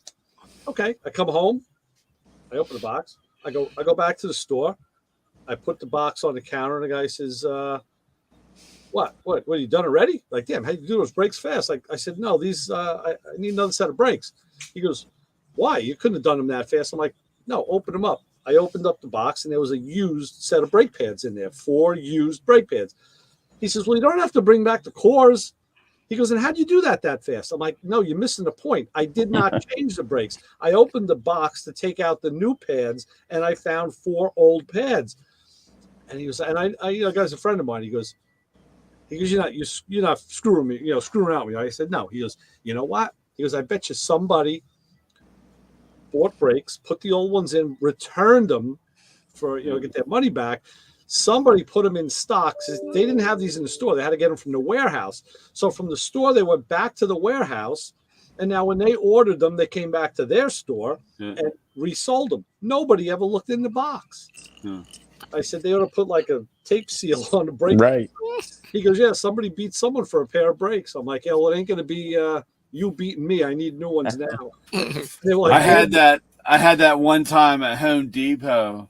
I had gotten some paint and got home. Of course, going through the whole thing at the store is, a 3-ring circus, and you go through, and all I wanted was just white paint. It was just nothing. I wasn't having anything tinted or nothing. So you go through, get all the paint, get all the BS, all the supplies, stuff. You come home and you get ready to paint, and I open up, and somebody filled it up with water. Oh, yeah, right. God. So, of course, I go back, and, of course, the guy's giving you the runaround about the whole thing, and I was like, look, dude, I don't have, I had one day to do this, and now I've wasted half of my day here, right? And I don't have time to play around, but, somebody filled it up with water and returned it, and nobody checked or looked. House paint has gotten pretty damn expensive lately. Oh, yeah. I mean, like real expensive. I haven't paid. I mean, last time I bought it, I think it was even like $40 a gallon. Like, what? Yeah, really? It's crazy. Jeez. Mike was telling me today at the shop, he had to go to Lowe's because it's the only place that sells Rust-Oleum. It's either white or black, and it's in a pressurized can. He called it something. and there's a Yeah. sprayer. It puts a real wide, because you could paint a car with like 2 passes. He goes, but if you're doing like a fence or something, like a chain link fence, because you can do that fence, easy. Because they only sell it in white or black. He says, I wish they would make it like in a variable sprayer, but I forget what he called it. But those are the real long cans. They're like this long. Yeah, it's told me crazy. Yeah, I never heard of that before. Yeah. Wow. Cool. My Home Depot has them. I was looking at those things the other day because it was. I think it's very similar to like that 2-part epoxy paint or something. I thought you had to push the bottom to activate it, or I don't know. You had something, but he said like you were going to paint, like the side of a box truck, or like I said, or even like like a fence. He goes, it's a real wide swatch. He goes, just too bad they don't make it adjustable, because then you could do something smaller. But it's like you can't refill it, and once you're done, it's done. But I never heard of that. Learn something new every day. Crazy stuff. You do. I'll have to look at it next time I go down there, because I really do need to paint the box truck on my truck, because it was black. Now it's faded and scratched. Right. It's got character. It's got patina. Right. Yes. That's valuable these days. Not in my world. Speaking of patina, that reminds me of pastina, which means it's making me hungry. Yeah, I know. It's that time of the night. It's that time of the night. Maybe a peanut butter and jelly sandwich. I don't know. I don't have much in the refrigerator. We didn't have much leftovers. I'll tell you something funny. I came home. I haven't been eating much like in the summer. Now I really not. So today I had to go and get blood work done in the morning. Got a physical next week. So when I got to the shop, I stopped at the cross street and I got a bagel with veggie cream cheese and a coffee, and I knew that was going to carry me through the day. So I got home in the afternoon and I decided how to wash the FJ. So I'm up on the roof scrubbing it, and all of a sudden I told my wife, I said, I'm kind of getting hungry. It was like, what was it, like 2 o'clock, 3 o'clock? I said, I'm getting a little hungry. And then all of a sudden I started getting hot, warmer, and it was warm out. Yeah. Let me go in the house, and I was thinking, let me have her make me a peanut butter cream cheese jelly sandwich. Damn. But now she wasn't coming out anymore. So I go in the house. She's doing something. I grab the peach. I just because now I know my blood sugar's dropping. Now I got to eat something. So I gobble down this peach. I grab a bowl of cherries. I'm eating cherries like crazy, getting the blood sugar up. And I said, Con, make me 2 pieces of bread. I said, peanut butter on one side, cream cheese on the other, and jelly in the middle. I said, there we go. So that's what I had for a late lunch today. And I said, you know what? I'm not going back out there. I got to sit down and just kind of rest. I already stressed my body too much. My friend years ago, I was complaining about being tired, and he said, stick your hand out. Okay. He said, now take a pen and write your age in the palm of your hand. That's how old you are, and look at it. And when you say, I can't do what I used to. That's good. That's good. And he's right, because, man, I tell you what, at 72, I can't do nothing like I did at 60. Yeah. It's true. Take notes, Justin. But it's not hot where I am here. You get me into the valley, it's hot. Then again, my wife did say to me the other day, I was doing something. I forget what I was doing. And she goes, wow, I was kind of impressed before. I'm like, why? What'd you see? She goes, well, the way I guess I did something. I had to get on the ground. I, rolled around, did something, got up. She goes, the way you were moving around, it was pretty good. She goes, I never know you were, I said, believe me, it was painful. It wasn't an easy thing to do. It wasn't pain-free. I said, I guess I'm happy I made it look easy. Yeah. Well, I ain't pain-free, and I don't make it look easy. So. No.